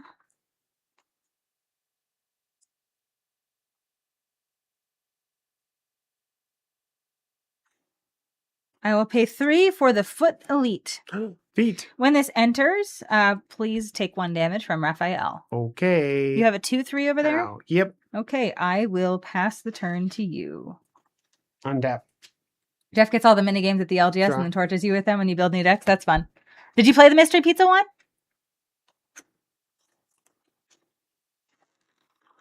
Not all of our LGSs around here do the fun commander events, and or they have the fun and commander events, but they don't do like the fun thing that you're supposed to do at those events. And Wizards always has something fun that you're supposed to do at those events, but they don't always participate. But there's a marketing portal where you can find all of those things for free, even if you're not a game store. And we found them and we printed them out today. It was great. It felt very powerful. 4 games of IRO before you got to use the deck regular game. Nice. Okay.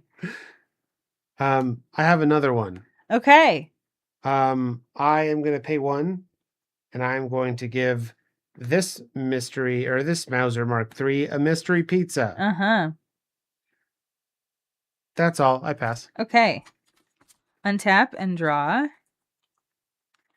I will play a Plains. And then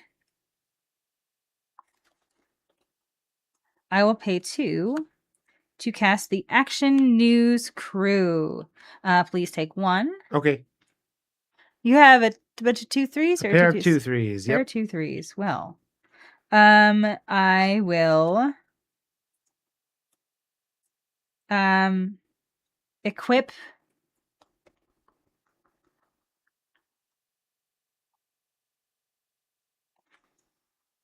No. I will pass the turn to you. All right. Mm-hmm. We untap. Yes. Oh, we're not in deck building anymore. Oh no. Draw. I need to change that. I'm a bad streamer. Welcome back, everybody. Um. Y'all, I went to the pool today. We have a little pool in our neighborhood. I went just and hung out by the pool for an hour. It was nice. I liked that. That's kind of what's. I made a post about how I really like sun, but I'm also scared of it. Like I'm a very white and moly person, and I have skin cancer, like a history of skin cancer in my family. So I'm like terrified of the sun. But also, the sun makes me feel really warm and happy, and I like feeling really warm and happy. I love being warm. And so I have to like bathe in sunscreen and spend a very limited amount of time outside. So I was only there for like an hour, but it was great, and I feel really good about it. It was like 80 degrees. Felt nice. I like it. I didn't go. You didn't go. You were you work a real person job during the day. I got to take an hour between like 2 and 3 p.m. It was so nice. It was so nice. Okay. The sun hurt you. You don't kick it anymore. Oh, that's a bummer.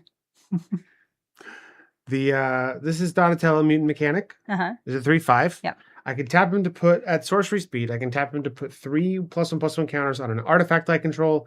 If it isn't a creature, it becomes a 0/0 robot in addition to its other types. So you're gonna make your big pizza guy big. Yes. Oh. And then whenever an artifact I control is put into a graveyard from the battlefield, if it had counters on it, I can put those counters on target artifact or creature I control. I don't like that. I will pass the turn. Okay. I have enjoyed other things more in my life.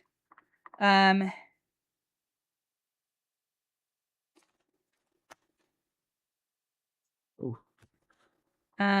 Beautiful. So I will pay 3. Thingies are free. To cast Koya. No.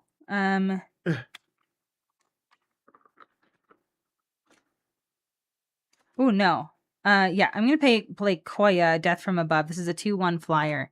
When it enters, I'll exile up to 1 other target creature. I will exile the Action News Crew. At the beginning of the next end step, I may pay 3 and a black. I'm not gonna do that. If I don't, I return that card to the battlefield under its owner's control. So we have a Raft trigger. Please take 1. Ow.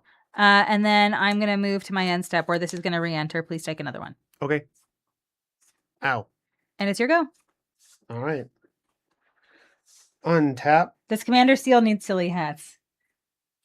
Draw. Oh, that would be very fun. I would love to see Scoop wear some silly hats. Scoop seems like he wears the hats that says beans all the time, right? So he likes, I think he's a dude that likes silly hats.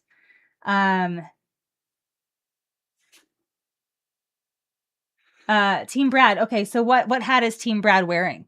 There's a menu in that redemption that asks you for which hat. Or that provides you with the hat options. What hat options would you like?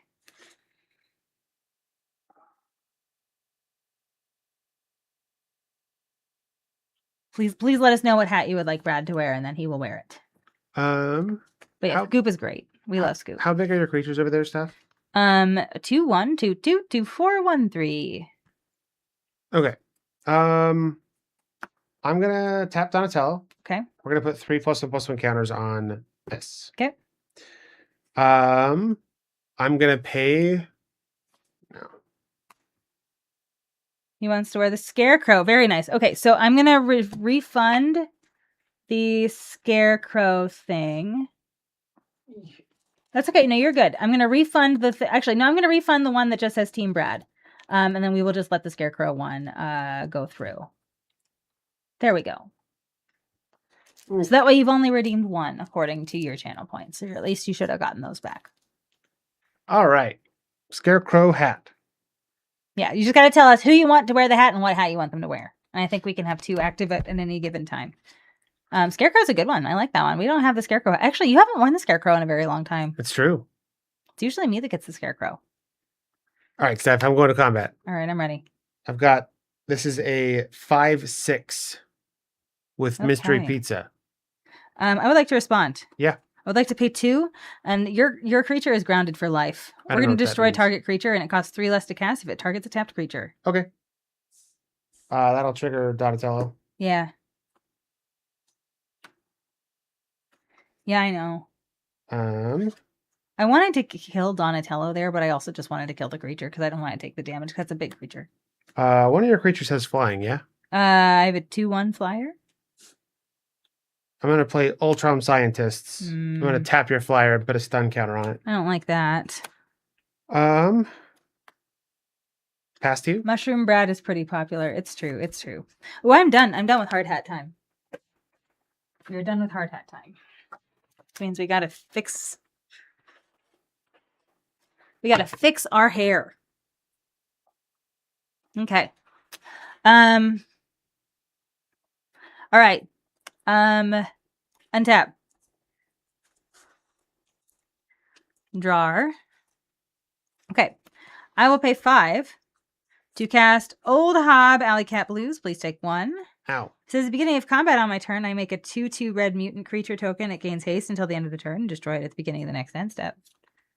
You have a, oh gosh, that's a 5/6 over there. 5/6 and a 2/2. Holy shnikes.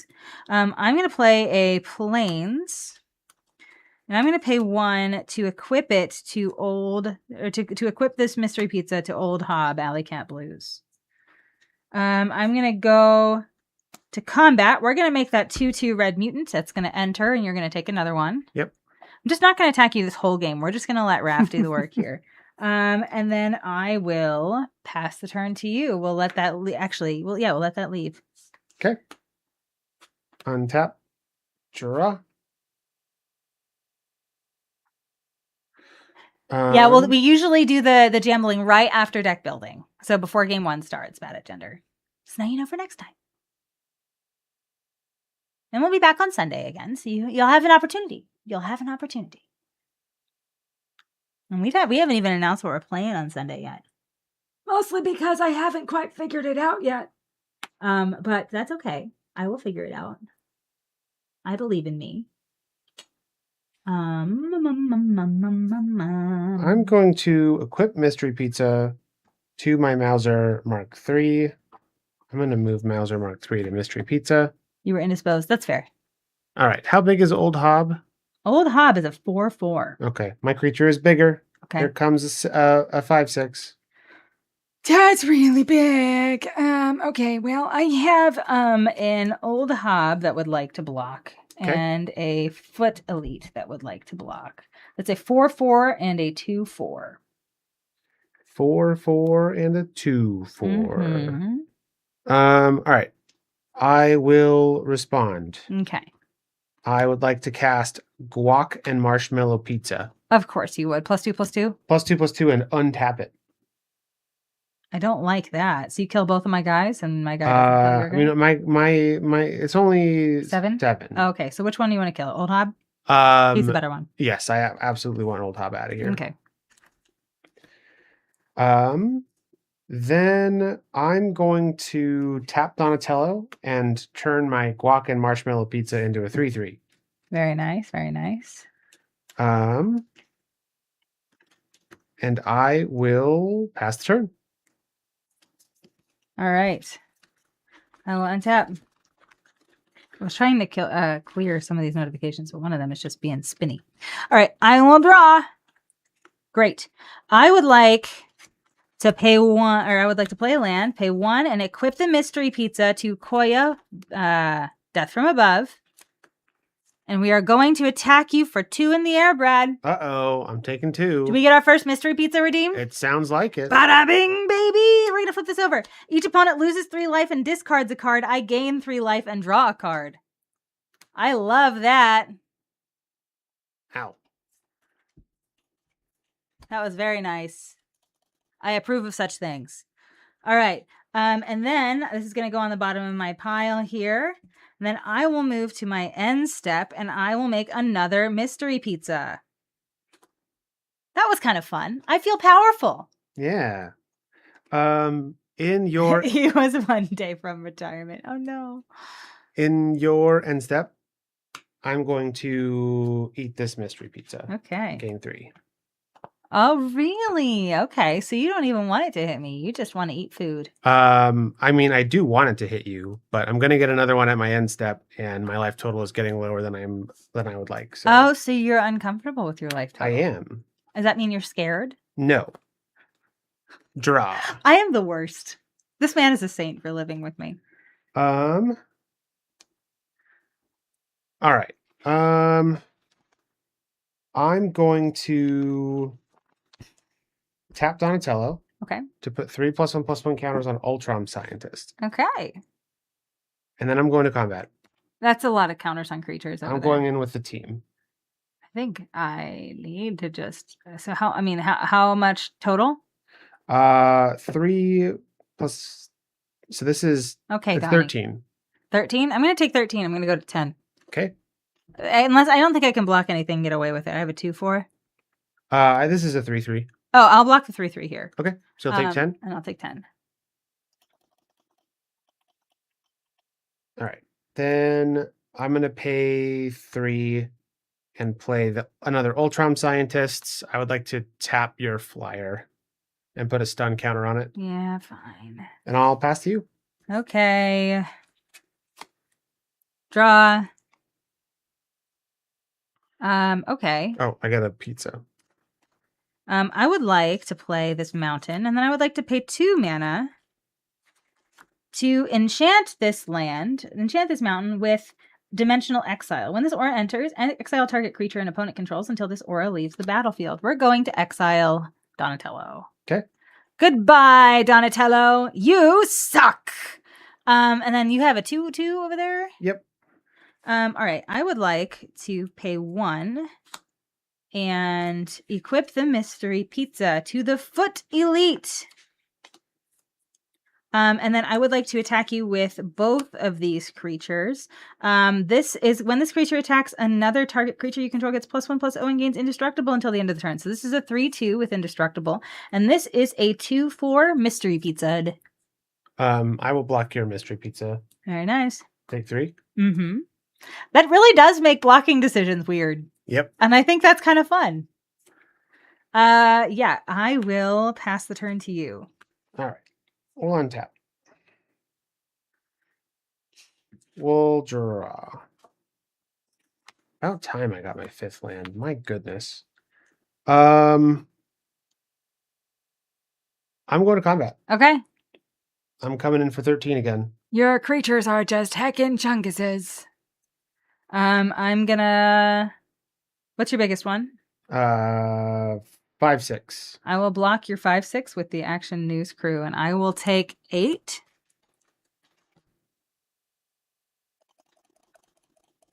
Yeah? Yep. Pass to you. Untap. Draw. Okay. Well,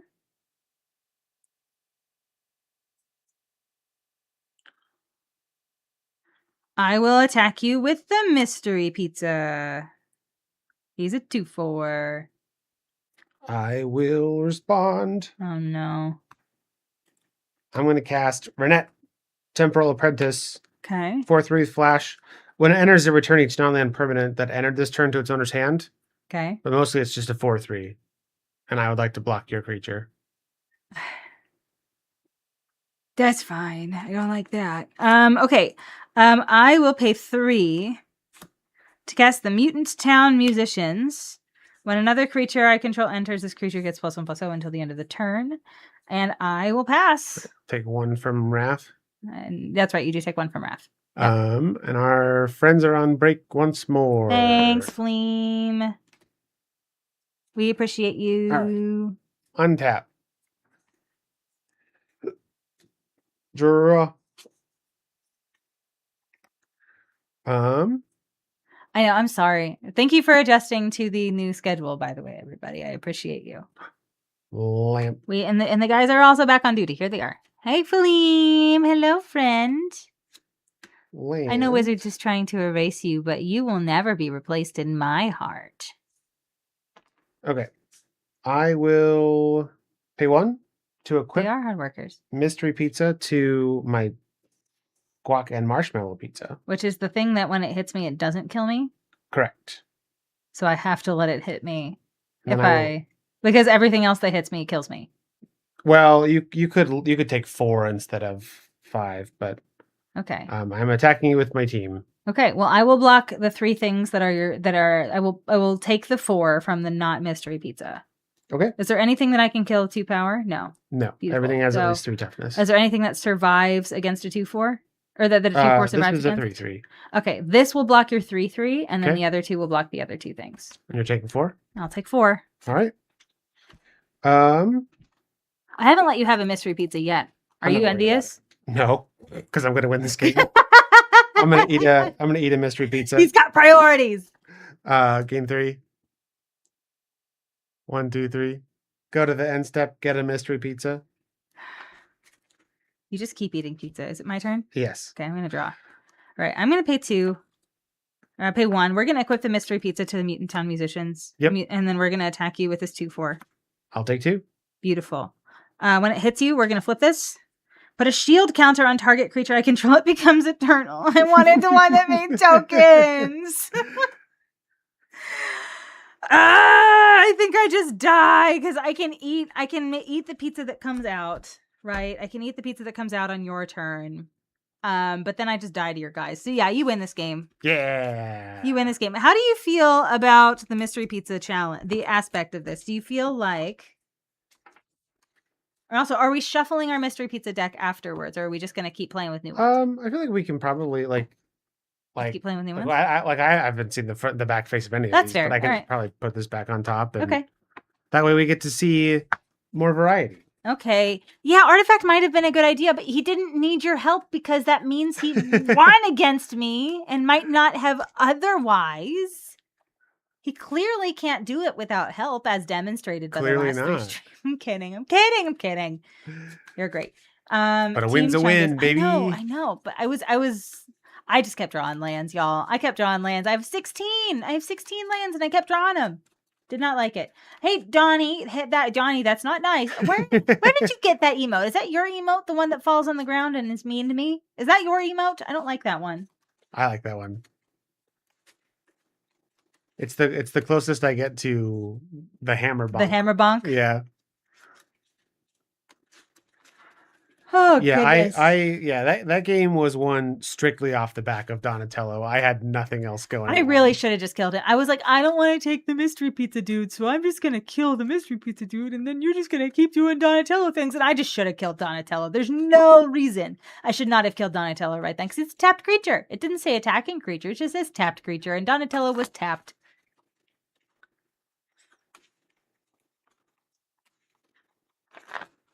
All right, Basteki. Whatever. Fine. Team Brad. Team Brad needs some more points. Let's be real. Team Brad. All right. I'm going to take the play. Are you ready? I guess. I'm going to restart my life total. It's going to be really, really impressive. Maybe at 20 and everything. I'm excited for you. Thank you. It's the little things in life. All right. It's actually from a Twitch hype train. Very nice. All right. I'm going to keep it. I'm keeping I'm mine. really excited about it, as you can tell. I can tell. As you can tell, it's going to be really great. I'm really excited. All right. Planes, and I will pass. Draw. Oh, I make a mystery pizza. Bing! Yes. Pizza's done. Going to Mutant Town. I'm going to gain a life, get a pizza, pass the turn. Very nice. I'm going to draw. I'm going to take my scarecrow. Never punished. Mountain. We love this. And I will pay 2. You truly are the best You Magic player. guessed it. Raphael Tough Turtle. It's your turn. I don't like that guy very much. I know. Pizza, pizza, pizza, pizza, pizza. Island. Give Team Brad hope, then destroy them. You know what? That's exactly my strategy. That is exactly my strategy. And you know what? It's it might just be that I'm not sick and I'm not like hyper focused on being functional like I am whenever I'm ill. All right. I've got some zoo escapees. Are you escapees? Oh, yeah. Zoo So many escapees? 2/2 when it leaves the battlefield, I make a mutagen. And I will pass the turn. I can't. Drawer.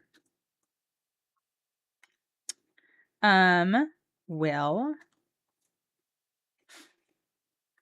I will play a land. I will pay 2. We're going to cast Dimensional Exile, and we're going to enchant this mountain here. And we are going to enchant the escapees. Okay. I get a mutagen. You do. And then I'm going to pay 1 to equip the Mystery Pizza to Raph. And we're just all in on Mystery Pizza strategy, which means that I don't have a real strategy of my own. We're just going to be along for the ride and see what happens. Brad, I would like to hit you for 1. Take 1. Okay. Mystery Pizza time. What are we doing? Look at the top 2 cards of my library. Cloak one of them. To cloak a card, you put it on the battlefield face down as a 2/2 creature with ward 2. And I put the other one on top of my library or into my graveyard. And I can turn it face out. It's like weird morph, right? This is cloaked. Yeah, and I will put this on top of my library. And then I have things on which to write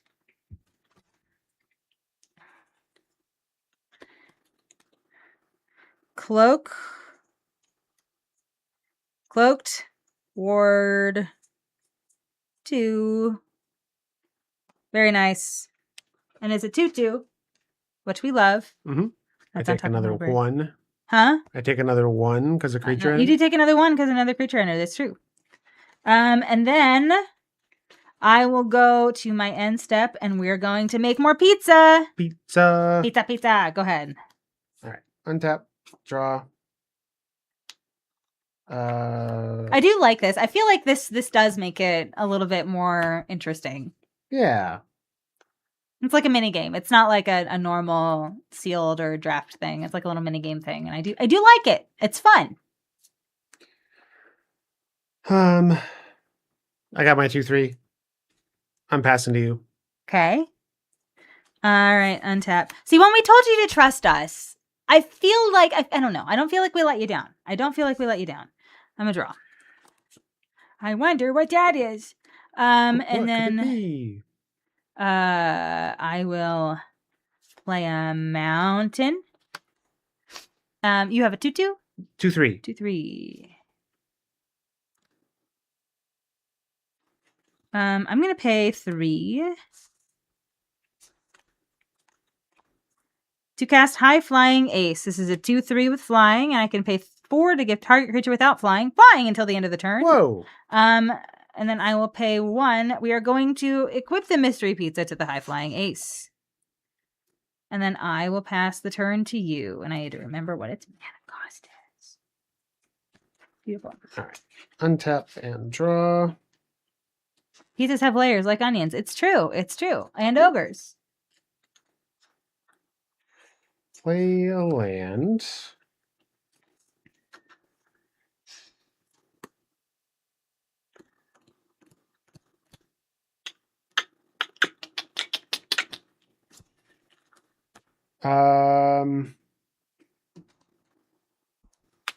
Let's pay 1. Okay. We'll attach mystery pizza. Okay. I'm in for 2. I would like to block with Raphael. Okay. I figured you're gonna guac and marshmallow pizza that. I am. Yeah. Raph's done.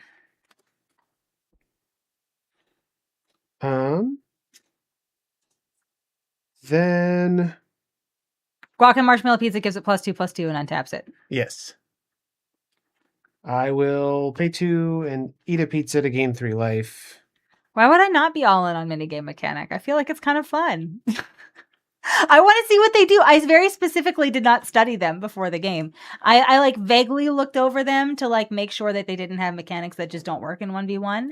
But like I don't remember what they do at this point. Like it was just a very quick glance. Yeah. So I want to see. I want to know. I'm going to be on this journey with you all today. Is my turn? Yes. Okay, beautiful. Untap. Draw. Okay. I will play this land. I would like to pay 5. And I would like to destroy your creature that is untapped over there. Okay. And then I would like to attack you for 4, one of which is pizzaed. Take 4? Yes, very nice. And then this hits you and turns over into me and defending player may each search their libraries for a basic land and put it on the battlefield under your control tapped and then shuffle. Under their control tap. So yeah, you get a basic land and I get a basic land. Yeah, I'll get a plains. That's why can't I get the one that makes feet? That make feet people. There's one that makes 3 feet people. And I want that one. Just want to do good foot stuff. Hi, Dave. It's good to see you. Yeah. So the mystery pizza, I really like this one. There's one card in there that says goad each creature your opponent controls, and like that in 1v1 that really doesn't work. So there are 10 cards, but we're using 9 of them. And yeah, I think they're kind of fun. I think it makes for some fun blocking decisions, which otherwise. Yeah, I feel like this format felt a little grindy to me, but like it makes you want to attack and it makes you want to block, makes you want to get in the paint, and so I think that's good. Yeah, foot pizza. I mean, it makes feet people. I don't think they're on a pizza, or they not yet. I will pass the turn. All right. Ooh, Magic Mike's. Hello, friends. Good to see you all. Fellow mana pool people over here. Hello, friends. It is great to see you all. Nice to meet you. I'm Stephanie, and that's Brad.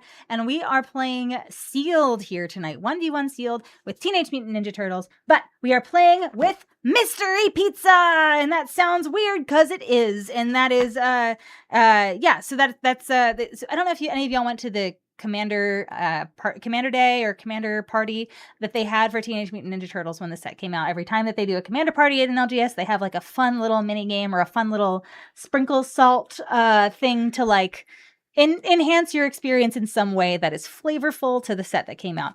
And this is the way that they did it for Teenage Mutant Ninja Turtles. Basically, what's going to happen is Brad and I each make a mystery pizza token at the end of our turn if we do not already have a mystery pizza, and we can equip it to a creature for 1. It's just like a normal food. We can eat it like a normal food, but we equip it to a creature for 1, and if that equipped creature deals combat damage to the other person, we can flip it over and see what is on the other side of the mystery pizza, do the effect, put it on the bottom of the stack, and then at the end of the turn, we make a new mystery pizza. So that is what's happening here tonight, and we are just we're doing some mystery pizza attacks, which is fun. It's great to see you all. I hope you are having a wonderful night. I hope your talks this evening were wonderful, and yeah, thanks for sharing your community with us, Magic Mikes. We appreciate you. All right, Min is here. That is lovely. All right, Brad, it is your go. All right, it's Donatello. Love that. He's back. I guess I may as well equip him to pizza. Okay.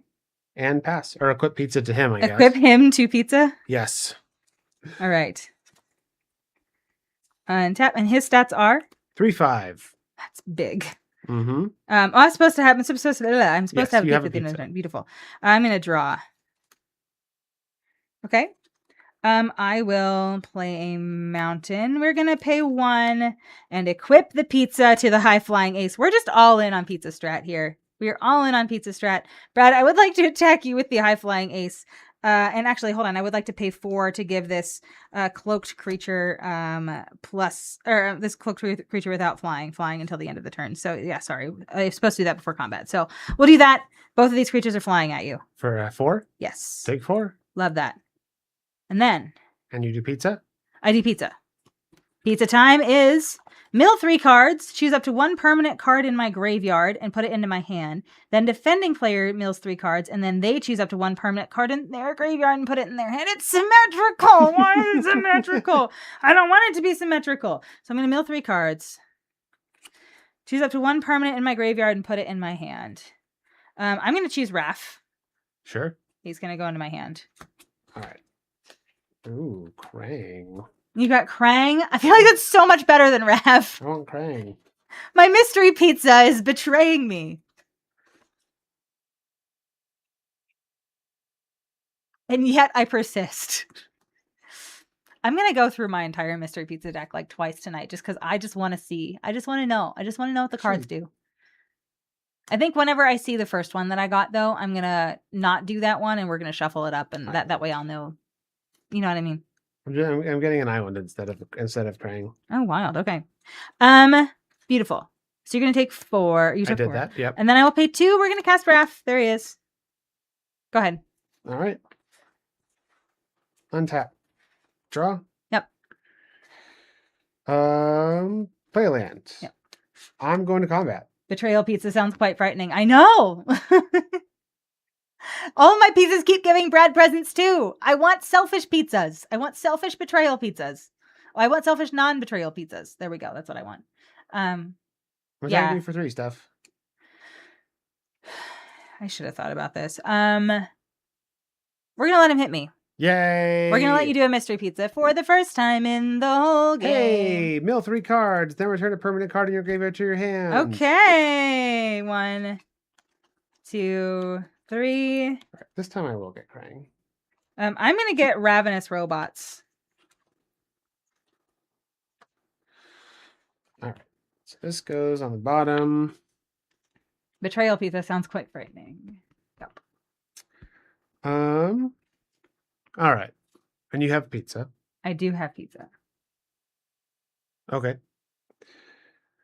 That's right. I'm sorry. I didn't make the pizza. Yeah. Here it is. I'm supposed to have one at the end of my turn because I didn't follow the rules very well. I'm going to pay 3 for Michelangelo Game Master. Okay. At the beginning of my end step, if a permanent left the battlefield under my control this turn, he gets a woman counter. Okay. Which that did. Pizza happened. Yes. And then we'll pay 3 as I knock my cards over. I'm going to play the Bespoke Bow. Very nice. I would our friends are gone for right now. Oh, Faleem, yes. thank you so much for your emotional support. We appreciate you. I would, when the Bespoke Bow enters, I can return up to 1 other target non-land permanent to its owner's hand. I would like to return your flyer to your hand. That's not very nice of you. I like being able to get in for pizza damage. I know. End step, we'll put a counter on Michelangelo and get a pizza. And the boys are still working. The boys are back. Oh. Hi, Fleem. Thank you so much for your emotional support. We appreciate you so much. Y'all, Twitch is yelling at me for an ad. So really quickly, we will just be buzzing out of here just for, I don't know, for like 90 seconds. It's not going to be super long. If you're subscribed, you get to just listen to us continue to yap in the secret podcast for 90 seconds. But besides that, we'll just, nothing of super crazy consequences going to happen between now and then. But yeah, we'll see you back here in 90 seconds. But if you are still here, you are subscribed. And we appreciate you so much. Thank you so much for subscribing. We appreciate you. Thank you, thank you, thank you. Yeah, you help make this happen. Mm-hmm. Secret Podcast. Hi, John. It's good to see you. Secret Podcast. Through the ad break. Secret Podcast. We love it. All right. You're up. Okay. Untap. Rip. Rip. Jar.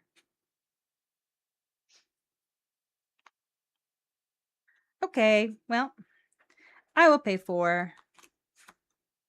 I would like to kill. Donatello has 6 toughness, 5 toughness. 5 toughness. I would like to deal 6 damage to it. If it would die, exile it instead. Check. With bot bashing time. It is time to bash bots. So it would seem. And your creature is how big? 4/4. Orc. I don't like that. How about it then? I just play the thing that you just returned to my hand. Ouch to you. Oh yeah. Ow. And then I will pass the turn. All right. Songs in the key of Q, as we used to say around Skadian Camp. Yes. Very nice. I'm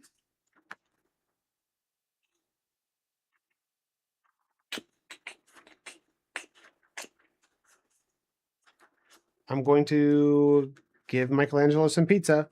Yeah. I'm in for 4.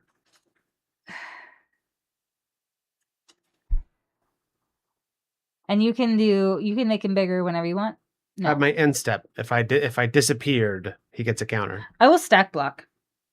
2, Okay. 3, and 2, 2. All right. Let's get rid of your flyer. Yeah. I just need you to not have chunguses, and so I just need to keep your things up. This is a chungus. That's crying. This is Don and Leo. Oh. Problem solvers. I don't 4/6 with vigilance. At my end step, I can exile up to 1 target artifact I control and up to 1 target creature I control, then return them to the battlefield under their owner's controls. You have inconvenienced me. Yes, I would like to go to my end step. Yeah. Flicker Bespoke Bow. When it enters, let's bounce Raphael to your hand. Would you stop that? Nope. That's every end step? Yep. Fork. Pass to you. Okay. All right. We're gonna what are that stats? 4/6. Fork! You have such big dudes. Big dinguses. I'm gonna draw. All right. That's just not useful. I need to play a bunch of tiny dudes so that you just have more things to get rid of. So, Raphael. Yep. There he is. 2 mana, Ravenous Robots. When I cast an artifact spell, I make a 1/1 robot. Ping you with Raphael. Ow.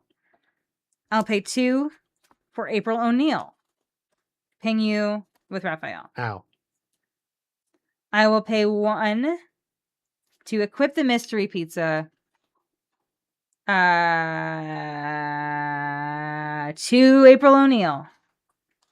Okay. But when she enters, I scry 2, so I'm going to do that. And remember, she can't be blocked by creatures with power 3 or greater. I'm going to put this on top and this on the bottom. And then I will pass the turn to you. All right. Untap and draw.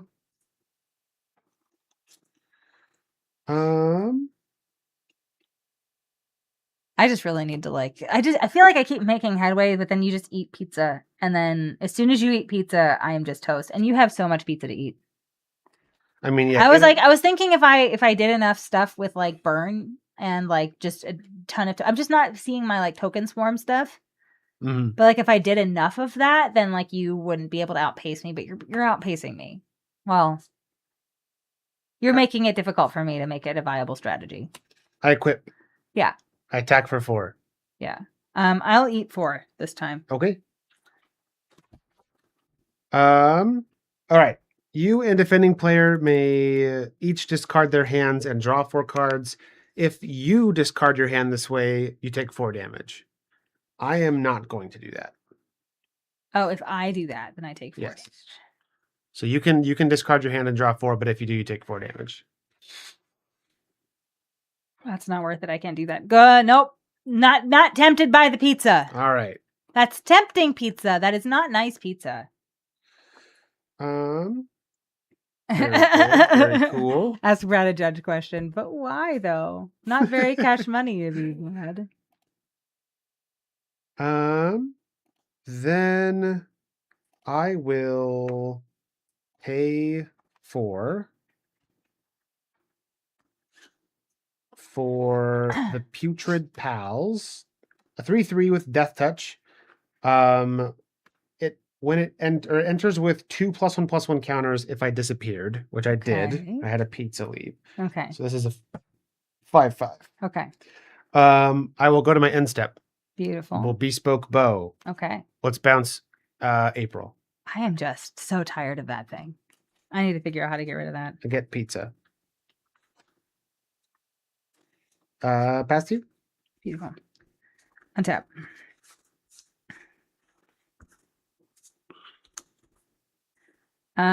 You just have your creatures are so much bigger than mine. Draw. Okay. I will pay 3 to cast the EPF point squad. When another creature enters, I put a 1/1 counter on this creature. I'm gonna pay Take a damage. Right. I'm gonna pay 2. For the mechanized ninja cavalry, when this enters, I make a robot token that you'll take 2 damage. Yep. I'm gonna find robot token. You just wait here for a second. I'm gonna do it. It's gonna be a very robot. There it is. We found a robot. When I cast an artifact spell, I make a robot. So there's actually 2 robots. Ow. So that's a total of 3 things entering there. Yep. And also 3 things entered here, so I get 3 counters on this guy. And then I'm going to pay 2 once again for April O'Neil. You'll take 1 more. Bam. How many cards do you have? 1. I'm just like surprised at how many cards you played. Because you keep returning them to my hand, Brad. Only 1 a turn. Yeah. And, well, like, it turns out I have 1 haven't extra even spell to play seen. every turn because of you. Anyway, that is what. And I enters I scry 2.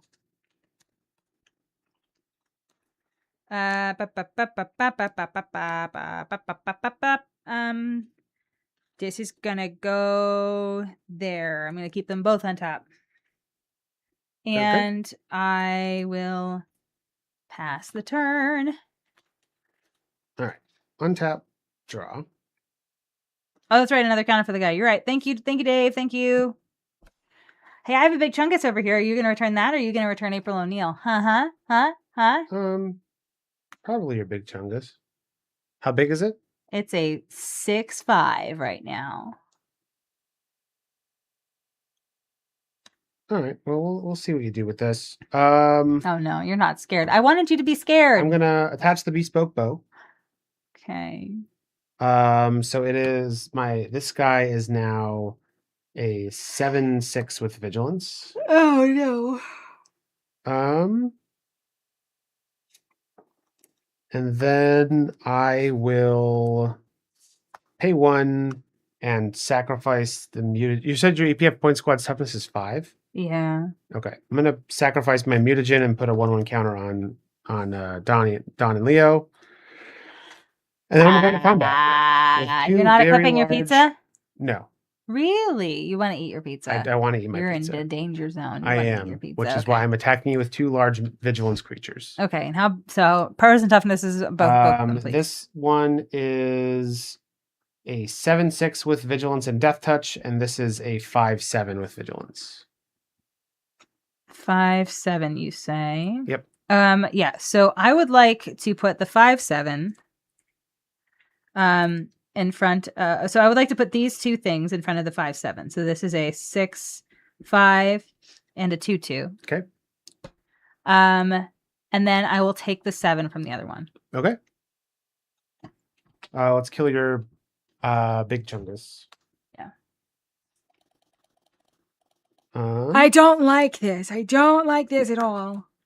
There have been nicer things that have happened to me in my life. Let's see. How much power do you have over there? Infinite. No. 1, 2, 3, 4, 5, 6, 7, 8, 9, 10. I got a lot of power over here, buddy. Okay. And your biggest creature is how big? My biggest creature is 2 power. Okay, yeah. I think you just win. The math here is not mathing for me. Even if you eat pizza? Yeah, because then I have 8. You're attacking me for 10. I can block 2 damage. Yeah. That's 8. And then I have Old Hob, and he's going to make 2 guys next turn, so he burns you for 2 anyway. Yeah. All right. Let's go to the next game. Ah, we got there, Team Steph. We got there. We got there. By the skin of our teeth, we got there.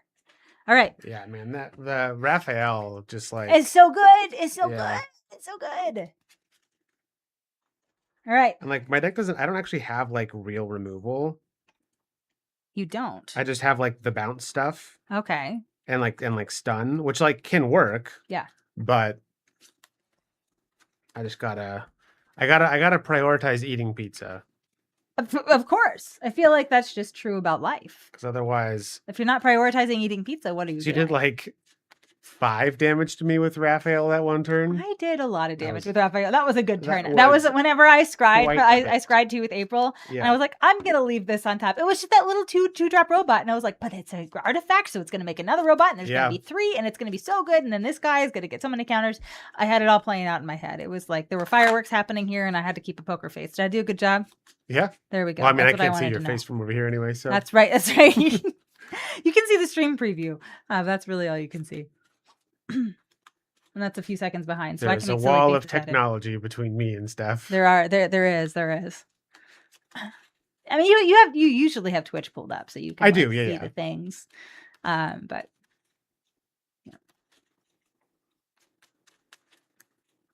All right. Team Red, you got this. Okay, I promise we're not doing this for theatrical value.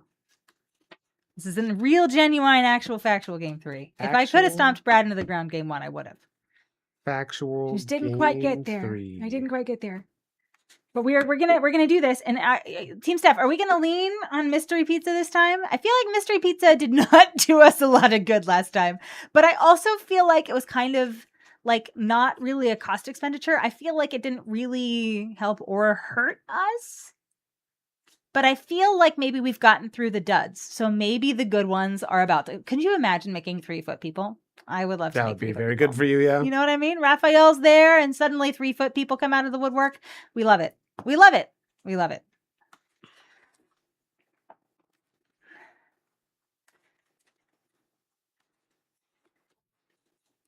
We should take the time to develop our pizzas. You can only ever have one mystery pizza at a time. It's true. There are no pizzas to develop. There You is may there is only hit- exactly one pizza to develop. Right. Foot people. It's true. Get into a slow, grindy game with your aggro deck. Yeah, that's not. I don't want to do that. I don't want to do that. We're not sacrificing aggro for pizza power. Although Brad is making the mystery pizzas are making my job a little harder against Brad, but it's feel like- nothing that the raw skill of Steel City Steph can't overcome. Well, I feel like it's this weird this weird thing where like the mystery pizza is helping me by giving me life to like help Uh-huh. me like withstand your aggro, but it's also giving you benefits for like attacking me every turn. Yeah. So yeah. it's like it's really interesting. Rubber match. It's true, Bad Agender. It's true. All right, you like your hand? So if we did a prediction now, who would you think would win? Now this is not a real one, but you Ooh. can at least pretend to play if you want. One more for all the marbles. Yes, and there's something about bacon too, I'm told. But yes, I will keep this hand. All right. Island, acquire pizza, pass the turn. Draw. I will play a mountain, and I will pass the turn. Draw. Island. Mauser Mark III. Oh, I'm supposed to have a pizza. Pass. Whee! All right. Draw. I will play a planes, and then I'll pay 2 to make a robot, which makes a robot. And now it's your turn. Well, that was a fun song. Thank you. It's after midnight. I can't communicate like a normal person. Play this. I gain a life. You would think I would. Thank you. Thank you. That means a lot. I will play another Mauser All right, Mark our II. friends are retired for now. Thank you so much, Fleem. We appreciate you. Pass to you. More Mauser marks. A Yep. drawer. Oh. Oh. Oh. Oh. Oh. I'm gonna pay 3 for the EPF point squad. They're very pointy. They're pointing as hard as they can. I will pass the turn. All right. Untap. You don't trust judges? Sure. Yeah. Well, unfortunately both both Brad and I. Well, we have very similar credentials. Although Brad graduated to level 2 before we left Judge Academy, and I chose not to. But we're both judges. We've both done the thing. I can run the crap out of an FNM for you.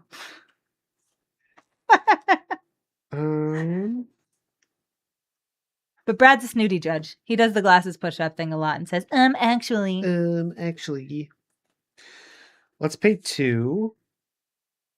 I will play Does Machines. Who does machines? I don't know. It just says Does Machines. I think Machines does. When this class enters, I'll mill 2 cards, then draw 2 cards, then discard 2 cards. I should ask Jim about his judge story sometime. Okay. 2. I think I've vaguely heard it, but yeah. The traveling FNM duo. It kind of used to be us. Game stores don't usually, or at least around here, don't really hire for FNMs and stuff anymore. They'll hire judges for RCQs, which is good. But that's not really our bag anymore. Judging competitive Magic is not, at least it's never been my bag. But Brad has decided that those days are largely behind him, unless there's a big emergency or something and a store really desperately needs for someone to fill in. So yeah, but we love, I would love to, there was a store that opened and we ran just 8-person drafts all day long for them while they were celebrating their opening day. It was so fun. And it was great. And I love doing that. And I love helping new players or players that are newish to the game, with rules questions. And I don't like the nitty gritty, complicated, super intense stuff. I just yeah, this is how your card works, or this is how we'll fix this. All right, keep playing. No for next time, and see you later. Yeah, that's my bag. That's what I like. And that's all. That's what we call regular rules enforcement level in the business. So that's your pre-releases, your FNMs, or in this case, your fun launch event that you get to work for the new store that opens up in your area. But yeah, that's what I like. I don't like the competitive. I don't like judging the competitive thing. I like watching the competitive Magic, but I don't like judging it. Yeah, that's kind of where I'm at. Yeah. Some of the most fun you've had playing have been at pre-releases when you're across from a new player. Yeah.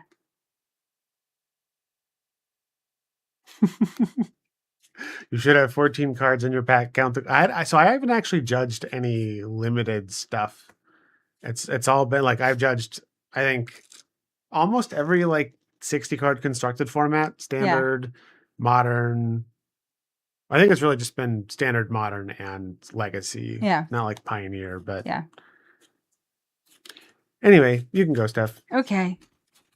We were being a little chatty. And afterwards, you'll give suggestions on stuff to change from their pool. Yeah. One of the things that I always like to recommend is to I don't like to offer assistance unless they say that they're open to it. Now, sometimes they don't necessarily know that they can ask for assistance. So you'd be like, hey, if you're open to some advice, I would love to give you some, but otherwise, you're doing great and have fun, give them an option to opt out before you yeah.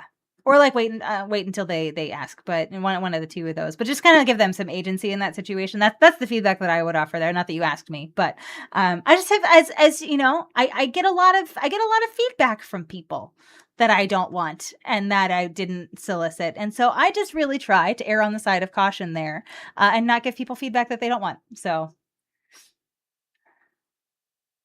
yeah, that's a great way to approach it, Quinn. That's a really great way to approach it. I didn't draw. I'm going to draw now. Sorry. All right. I'm going to play a land, and I will pay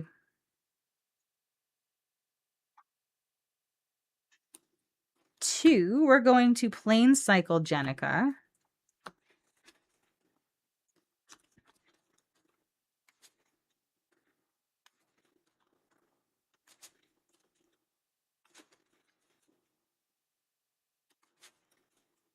Yeah.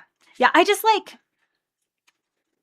I really do think it's just because like my experience, my personal experience has like colored my perspective there. But like I really do just from like random dudes that I, because we play a lot at game stores where like a lot of different game stores, and we also play a lot at like big events, and so it's not always a situation where the person across from me knows me or knows that I play a lot of Magic, and so they make some assumptions based upon my gender expression, and yep.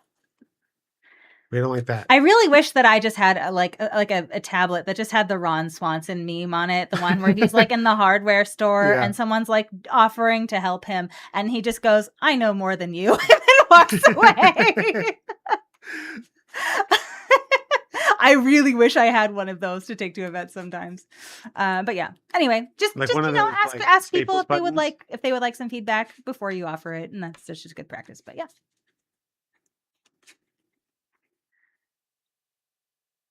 Yeah.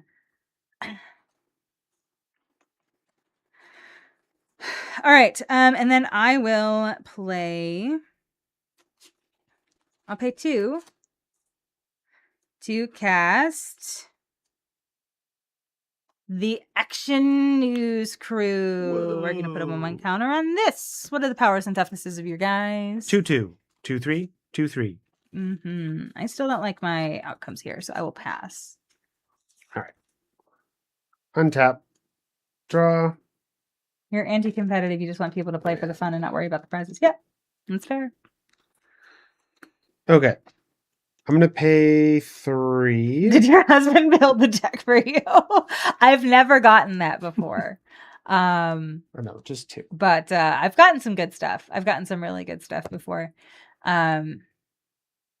Like a lot of times, if it's like the beginning of an event and like people are like milling about and like asking questions about like, hey, what's going to happen, or where do we sit, or what, and I'll like give them some instruction because I've been there before and I know what's happening, or I've talked to the event, or so I know the answer, right?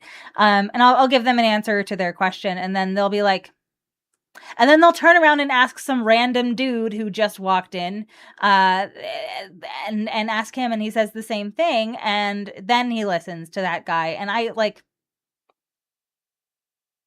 That happened to me at a MagicCon one time, and I laid into the guy, and I don't usually if I'm like in a public setting, I don't usually do that, but that one got me. That one got me. Anyway, Brad, go ahead. So I'm leveling up Does Machines to level 2. When it becomes level 2, I can return 2 target artifact cards in my graveyard to my hand. Love so it. I'm getting Guac Marshmallow Pizza and Ultram Scientists. I don't like that. I'm going to cast the Ultram Scientists. I would like to tap and stun your EPF point squad. Yeah. I have forgotten more than you know. Maybe. How about your creatures over there, Steph? I have a 1/1, a 1/1, and a 2/2. The 2/2 is Vigilance. Does that change what you want to tap? Probably not. No. Who's winning? Hi, MJ. We are 1-1 right now. This is game 3, so you arrived at a great time. So you can find out for yourself who's winning. How many pig sweaters has Brad been through so far? Actually, that's a great question. So he had one for about 2 years, and the sleeves, the elastic on the sleeves was starting to be like, so it didn't like actually close around his wrist anymore. It was starting to die. It was just also starting to fade a little bit. So we got him another one like before MagicCon Vegas. Yeah. So yeah, this is a fresh pink hoodie. And I'm trying very hard to keep it pristine. He thought he was a little too loosey-goosey with the other one. Mystery pizza floating around. This. So we get one of these at the end of every turn if we do not already have a mystery pizza. It's just a food. It's a normal food token. It behaves like a normal food token, except it also has equip 1. And it has the ability that if the equipped creature deals combat damage to a player, you get to flip the mystery pizza over and see what's on the other side of it. And do that thing. And then it goes to the bottom of the mystery pizza deck. And then at the end of your turn, if you do not already have a token named mystery pizza, you make another token named mystery pizza. We have decks that are 9 cards. Each of those 9 cards do something different. So this is the fun little mini game thing that they included with their Commander Party event when they did the Teenage Mutant Ninja Turtles launch weekend thing. Yeah, we decided to bring it in a limited. And there's like one of these that doesn't work in limited because it like goads all the creatures your opponent controls, and like that doesn't matter. But yeah, it's cool. The 10th card we're not playing. Yeah, that's that one.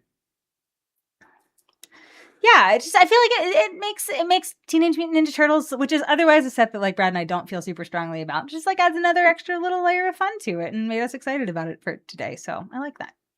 What are you up to? I'm sorry. I'm just passing. All right. We're gonna not untap the EPF point squad. Draw.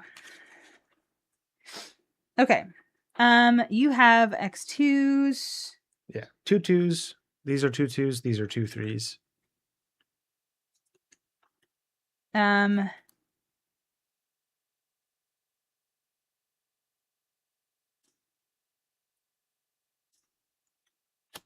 Land. I will.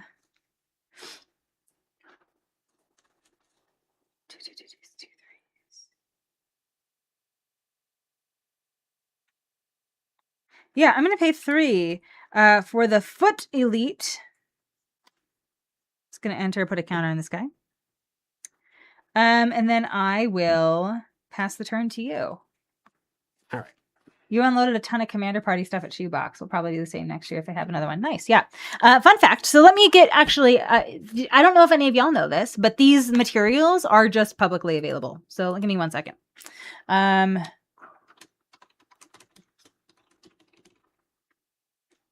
So there is a marketing materials page that not a lot of people know about. Now, if you're a content creator, this is very helpful. Hi, Arizona Angels. It's good to see you. We're 1 and 1. There's a marketing materials page that not a lot of people know about for WPN stores and other such WPN events. So if you're a content creator and you're looking for high quality logos or images of products, this is where you should go get them because this is where they stay. And so they have everything kind of organized by set here. So if you look at the Teenage Mutant Ninja Turtles one, if you go all the way down to the bottom, you see that Magic the Gathering Teenage Mutant Ninja Turtles Commander Party materials. And that is what we pulled for today. That is what we're playing from. And so yeah, I don't know if you want to bookmark that or not, but that's my little sneaky secret for things that I use for streams and whatnot. Now, older sets don't always have assets and stuff on there, but they do a good job of keeping an inventory of like, especially like relatively new sets within the last like 6 or 7 years or so, I think are on there. So it's very neat. How's the Mystery Pizza Girl? Okay. Mystery Pizza Girl. That's me. We're doing okay. We're doing okay over here. I do have a mystery pizza, so I am fulfilling my purpose in life. Brad, what are you up to? You Does machines at level 3. That's sad. At the beginning of combat on my turn, I put 3 +1/+1 counters on an artifact I control. If it's not already a creature, it becomes a 0/0 creature. Are you gonna attack me with your mystery pizza? I feel like that counts. If that does damage to me, I feel like you get to flip that over. I do. Sure. I do feel like that you get to flip that over. I feel like that we get to house rule that, and I feel like that's fine. All right. So we have a 2/4 over there. I do. Okay. I'm just gonna pass. All right. I don't like that. I will untap.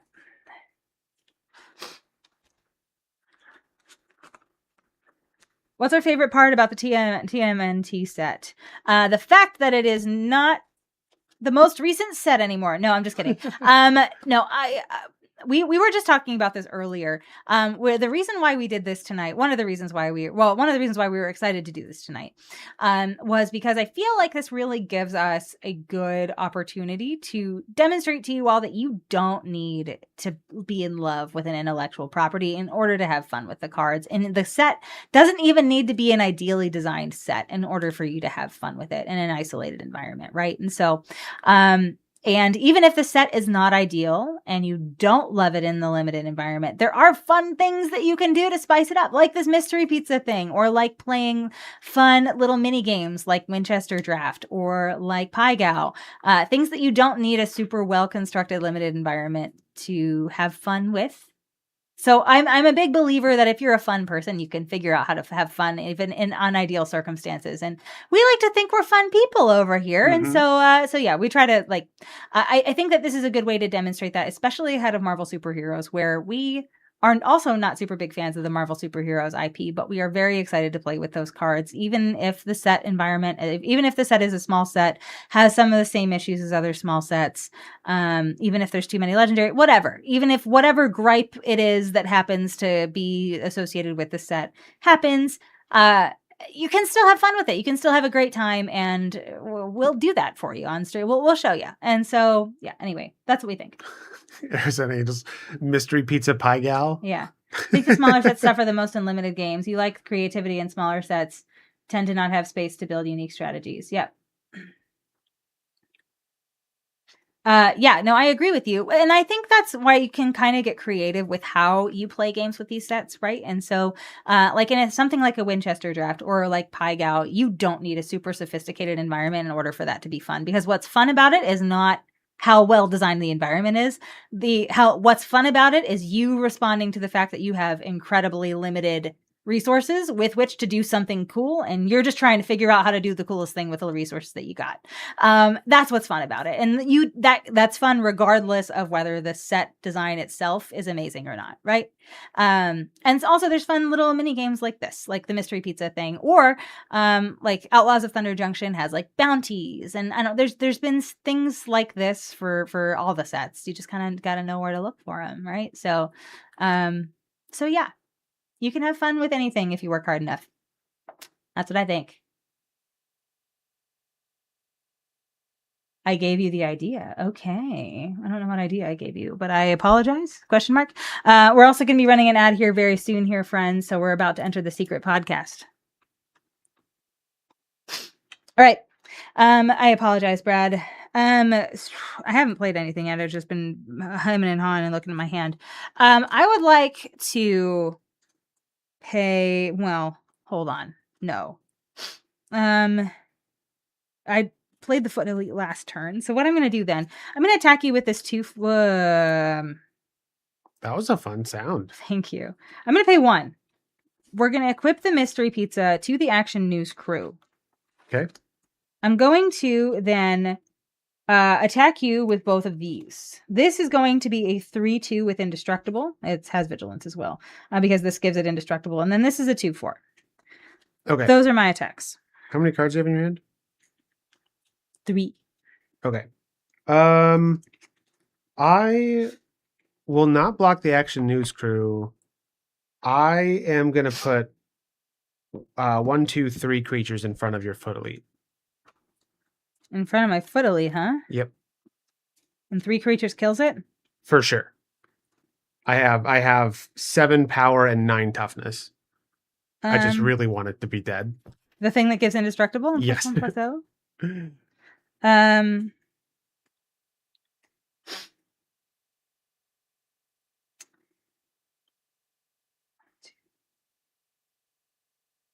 going to respond. Sure. I'm going to pay 1 for Leonardo Big Brother.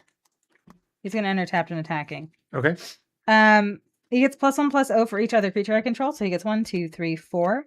So this is going to be a 5/3 that's going to be smacking you in the face. He is not equipped with Mystery Pizza. I'll take 5. And then Foot Elite is dead. And it's going to kill the thing that it can kill with 2 power. Everything has at least 3 toughness. Then never mind. Then I will pay 2. We're going to play the news crew again. And then I will pay 1, which is going to be, actually, this is going to go to 3, and then it'll go to 4. Mm-hmm.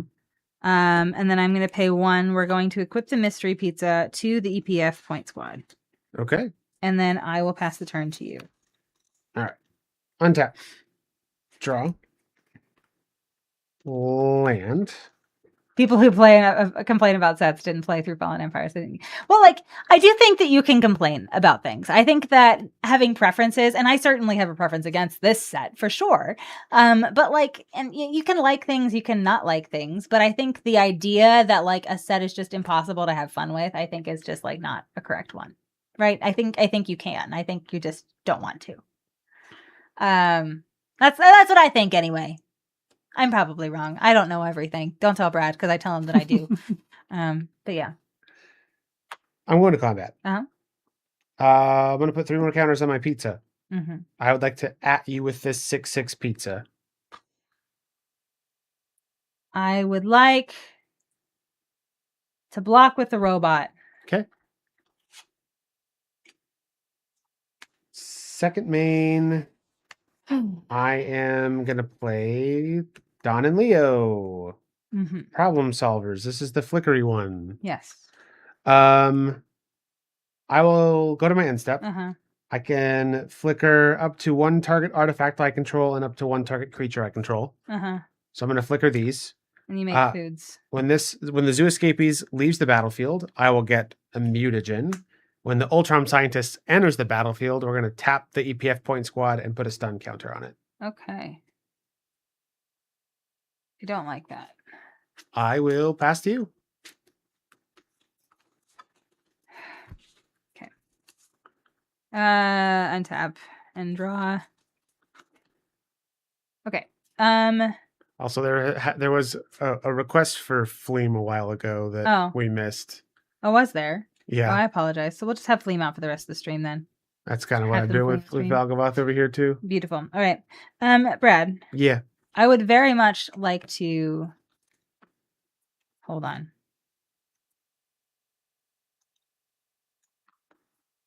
The Ultram thing over there, it's a 2/2? Yep.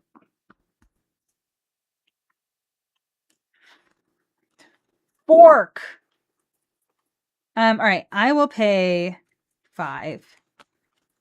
And we are going to destroy it. Yes. I would like for you to stop doing what you are doing. Actually, what's letting you do the blinky? Don and Leo. Oh, I want those to be dead. I want those to be dead instead. Wait, are those 4 or more power? This is 4/6. Oh, then never mind. We're gonna rework all of this. All of this. Okay. I'm gonna have my cake and eat it too. I'm gonna pay 3. We're gonna destroy the creature with power 4 or greater. You got it. And then I'm going to pay 2. I'm gonna cast Grounded for life. I'm going to target your pizza. Destroy target creature, and it costs 3 less if it's tapped. Oof. Bye, pizza. Okay. Feeling good, feeling great, feeling wonderful. I would like to. This is going to 1, 2, 3. This is a 4/3. That wins in. But if you stack block, I only lose 1 creature. I will pass the turn to you. All right. Untap. Draw. You know you could have fun because it's Magic, but also you don't want to pay for something that you're not excited about. I agree. Yeah.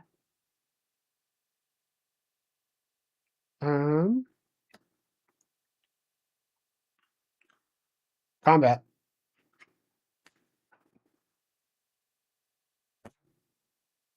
Toughnesses of your creatures over there, Steph? 3, 2, 1. How cute is that? I'm gonna 3/3 mutagen. You better make it 4. I don't think I can eat 8. That's funny. That's hysterical. I love that. 3/3, huh? Yep. I'll take 3. Okay. Second main. Also, you and I are both supposed to have mystery pizzas. No, I don't get mine to my end. Oh, that's right. That's right. I I have one though. Here it is. Michelangelo, Game Master. Wait, no, I already have one. Here it is. Never mind. I lied. Sorry. And a Crustacean Commando. When the Crustacean Commando enters, I will get a mutagen. This is just grindy. End step, get a pizza. Pizza. Okay. My turn? Your turn. And I can untap my creature? Yep. Yay! It's the little things in life. I'm gonna draw. Okay. I will pay 2 to cast Ravenous Robots. Pink. When I cast an artifact spell, I make a 1/1 robot.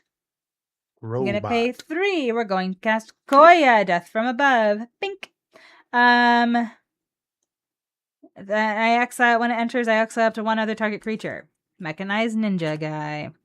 At the beginning of my next end step, I may pay 4. If I don't, I return the card to the battlefield under its owner's control. Yeah. All right. Combat. Yep. I'm gonna attack you with both of these. So this is an 8-7 with pizza. And this is a 1, 2, 3, 4, 5. This is a, I'm sorry, 1, 2, 3, 4. This is a 5-3. Okay. I will block your 5-3 with a 3-3. Okay. Actually, so before blocks, I'm gonna play guac and marshmallow pizza. Oh Or no. untap this. Then I would like to block your 5-3, and the toughness on your point squad again is what? 7. So this is 5, 6, 7 for your point squad. I'm a child, apparently. Yeah. Okay. Let's resolve damage and make me sad. So this is dead. Point squad kills a bunch of stuff. Yep. I think But you kill point all the squad. creatures are dead.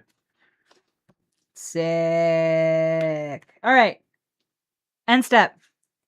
Return this to the battlefield. It makes a friend. Hi, friend. Hello, friend. I will pass the turn. Haha. All right. Untap. Draw. You have 10 slaps. That's fair. You're a maximalist about Magic. You just like it and all the variation and all the sets. So yeah. Yeah, no, that's fair. That's fair. Now, if Wizards wanted to please me with every single set would be full sized. I don't care what the IP is, but every single set would be full sized and well thought out, and would have a reasonable number of legendary creatures across the rarities, maybe not at common. That's what they could do if they wanted to make me very, very, very happy. I don't care what pictures are on the cards. I just want good limited environments. And which means that I don't want 10 to 15 million legendary creatures at common. I don't know how Marvel's going to shake out. There's no legend. All creatures are legendary from common and up, but there are no from uncommon and up, but there are no common legendary creatures. Yeah. I don't know how that's going to work. And limited. I think it's going to maybe be better than turtles, but I don't know, man. That's going to be weird. You don't mind criticism about sets or properties used, but you get tired of how binary people are about it. Yeah, I agree. We lack nuance. Sets like TMNT or Spidey or Ether Drift are the worst things ever with absolutely no redeeming qualities. Beep beep honk honk, get out of my way. I love Ether Drift Limited. Ether Drift Limited was great. I liked it a lot. Now, I don't know that it offered very much to the constructed environment. I don't know that Commander players love it that much. I don't think Start Your Engines is like particularly amazing unless you make a whole entire deck about it, in which case it's like the okayest mechanic ever. But like, honestly, that's part of the reason why I love the fact that we've been playing so much limited. I really evaluate sets differently. Mm-hmm. Like I'm much better now, I think, at seeing the set for what it is rather than for just what it does to Commander. You know what I mean? Like yeah. So, Ether Drift is one of your favorite sets of all time. Yeah, I thought it was so fun and limited. It was great. I gave you stock up. Yeah. And so did Secrets of Strixhaven. All right, Brad, what are you up to? This is a 5/6 creature holding pizza. Okay. Piss foils are hilarious. Had you had 16 cards to boats? I'm sure it did. So are you blocking my creature? No, I'm yeah, I have to. Robot. Okay. Sorry. I apologize. Yeah. My brain is off. We need to conclude this game because my brain is not working. 1, 2, 3, 4, 5, 6. You can go. Okay. Untap. Do you have any flyers or reachers over there? Nope. Sick. We're gonna give Koya some pizza. All right, Koya. I just know you aren't going to upset me. I just know you are going to do some great things for me. I am going to attack you for 2 in the air. I'm taking 2 in the air. Beautiful. We're going to pizza. I make 3 feet people. I make the foot people. I make 3 1/1 black ninja creature tokens. We're making foot people. I'm very excited about it. I'm very excited. All I've wanted all night was to have the pizza that makes foot people.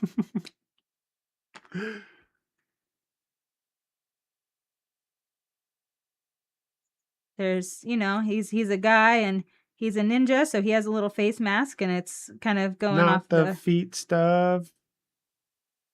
And then he's a 1/1, and then there are 3 of them. Very nice. I love that. I love it. I love it. I love it. I'm so excited. We made the people. And then I will pay 2 for April O'Neil. When she enters, I scry 2. I will put this on top and this on the bottom. And then I will move to my second main, and I'll actually just move to my end step. And then I will make a mystery pizza, and I will pass the turn to you. In your end step, Please post put pizza. fetish. I'm about to make you really mad listen, at me. the foot stuff. What? Are you going to kill all my creatures? I'm going to return each other non-land permanent that entered this turn to its owner's hand. You son of a... And that's my mystery pizza, too! That is also your mystery pizza. I'm distraught. I'm distraught. Goodbye, foot people. Goodbye, April O'Neil. Am I just dead to you? No. You have a lot of life. I do. Actually, I can eat my pizza in response to that, so I'm going to pretend like I did that. Sure. We're going to just eat that.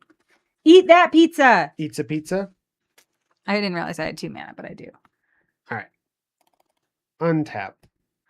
That was so mean of you. That was so mean of you. And I just saw you were like really happy about that. I was, yeah. That was brutal. I know. I'm going right into combat. What a mean man. I'm going to... So what do y'all think about Pizza Party? What do y'all think about the mystery pizza thing? Do you think value add for the stream, or do you think it's just weird? Or do you think it like makes it more interesting, less interesting, value neutral? You like it? Okay, good. I'm glad. We like... So when chat chose Teenage Mutant Ninja Turtles on Sunday and didn't realize they had chosen it, it was my mission. I was like, okay, we're going to make you not regret this. This is still going to be fun. We're going to have a good time with it. And I think this was the right call. I think it was the right call. Anyway, what you up to? You gonna attack me with so many things? Yeah. A 5/6, a 4/3, and a 5/6 holding pizza. I am gonna just take the 13. 14. I'm gonna take the 14. All right. I will 6. I will pizza. Okay. Put a shield counter on target creature you control. It becomes a turtle in addition to its other types for as long as it has a shield counter. Okay. I will put that shield counter on... I'm so pizzaless. I feel so hopeless without pizza. Shield counter on... And it becomes a ninja turtle in addition to its other types? Just a turtle. Oh. I'll put it on my Ultron Scientists. Make it a little bit of a better blocker. Flavor fail.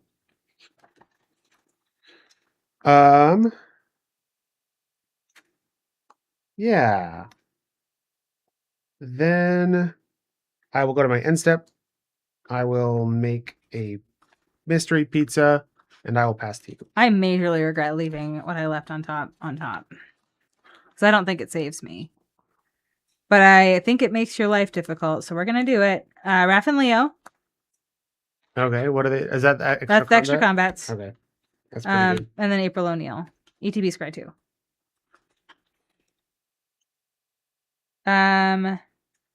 This goes on the top. This goes on the bottom. Combat? Yep. 2 in the air. Take 2. You're up.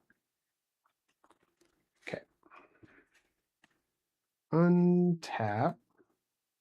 I waited so long to make foot people. I know. I was so excited about that.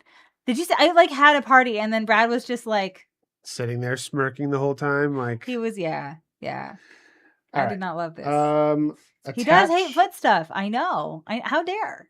pizza. A man without taste. I tell you what. Sack this mutagen token. We'll put a +1/+1 counter here. I have 5 blockers.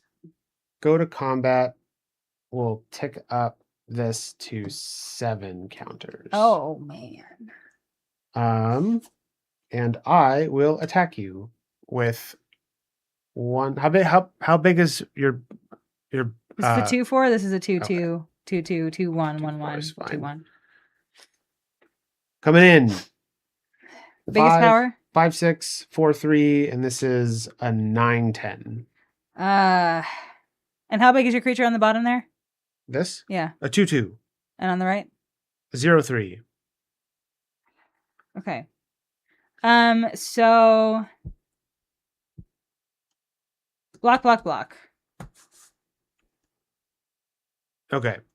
What's Left, middle, right. okay. And the toughness of the creature on the right?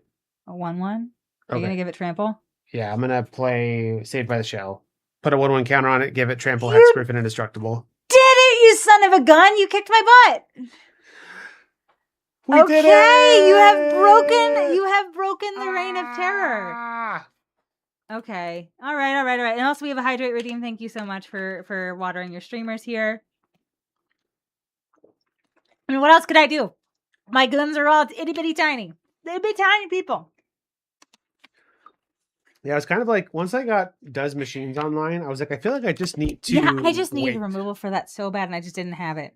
I was like, I feel like I just gotta wait, put a bunch of 1/1 counters on my stuff. The fact that I could always put counters on my mystery pizza, Yeah. just to have another creature was nice. Bad at gender. You haven't watched the last 3 streams? I literally won the last 3 in a row.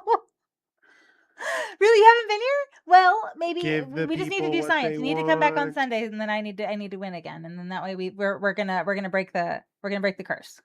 Come back on Sunday. So yeah, I'm gonna find us someone to raid. Brad, tell everybody what you liked about your deck, and I will send us some more fun. Yeah, I mean, I feel like my deck was. I feel like it was like the Timmy deck. It was just like it was the Timmy deck. Play creatures, put counters, no interaction, not really any card draw. I was doing some silly stuff with like artifacts, but it really was just my creatures are bigger than Steph's creatures, and I hope that that's good enough. But I mean, it worked out. I had some like I did have some good like engines I could make with like the flicker turtle plus like removal and or mutagen makers. The fact that I had I think 3 of these little 2 mana 2/3s that can't attack unless I have another artifact, and I was getting a free artifact every turn was pretty good. So you know, artifacts were the way to go. I like it. I like it a lot. Quinn was right. All right. Let me see here. I think I found a channel for us to go to. It's a smaller streamer, but they're playing Commander, and they're using Convoke, which is cool. So yeah, but anyway, I had a lot of fun with this. I think my deck did the things I wanted it to do. We did the like lots of tokens and got benefit because I had 2 of the dudes that gets bigger whenever something comes in, and I got to do cool things with that. I got to do cool things with when you robot, you more robots, and we got to do foot stuff at the very end there, which was nice. But yeah, we just couldn't quite outmuscle the Simic deck, and you know, I think that's okay. I do think Mystery Pizza was a value add. Did we miss any pizzas that we didn't get a chance to see? The owner of target creature shuffles it into their library and then reveals cards on top of their library until so you get to Chaos Warp something. You and defending player may each discard their hand and draw 4 cards. We saw that from Brad. And then this is the beginning. So I almost cycled through the whole thing. Yeah, That was pretty fun. All creatures you control. All right. We are going to send you all over to a fun little streamer called Cozy Viper. They're playing some Commander tonight, and it looks like they're relatively early in the game that they're in. So I am very hopeful that you all will have so much fun over there. So do me a favor. Give them some follows and just be nice. Stick around. If you stick around for like a minute in chat, it really, really, really helps smaller streamers' analytics whenever you get a raid, because it doesn't actually count for your viewership until they stick around for like 60 seconds or something like that. So just stick around for 60 seconds, say hi, noodle around and chat a little bit. And then, but we'll see you all on Sunday night at 10 p.m. Eastern. And again, our Tuesday night streams have been moved to Wednesday for the duration of June. So thank you so much for showing up tonight, but we will see you on Sunday. Mwah, mwah, mwah. Have a wonderful rest of the week. You all are wonderful and we're so much fun tonight. Thank you for turtlesing with us and for trusting us to be awesome. I'm going to get Brad back on Sunday. It's going to be awesome. Okay, bye. Mwah. Bye.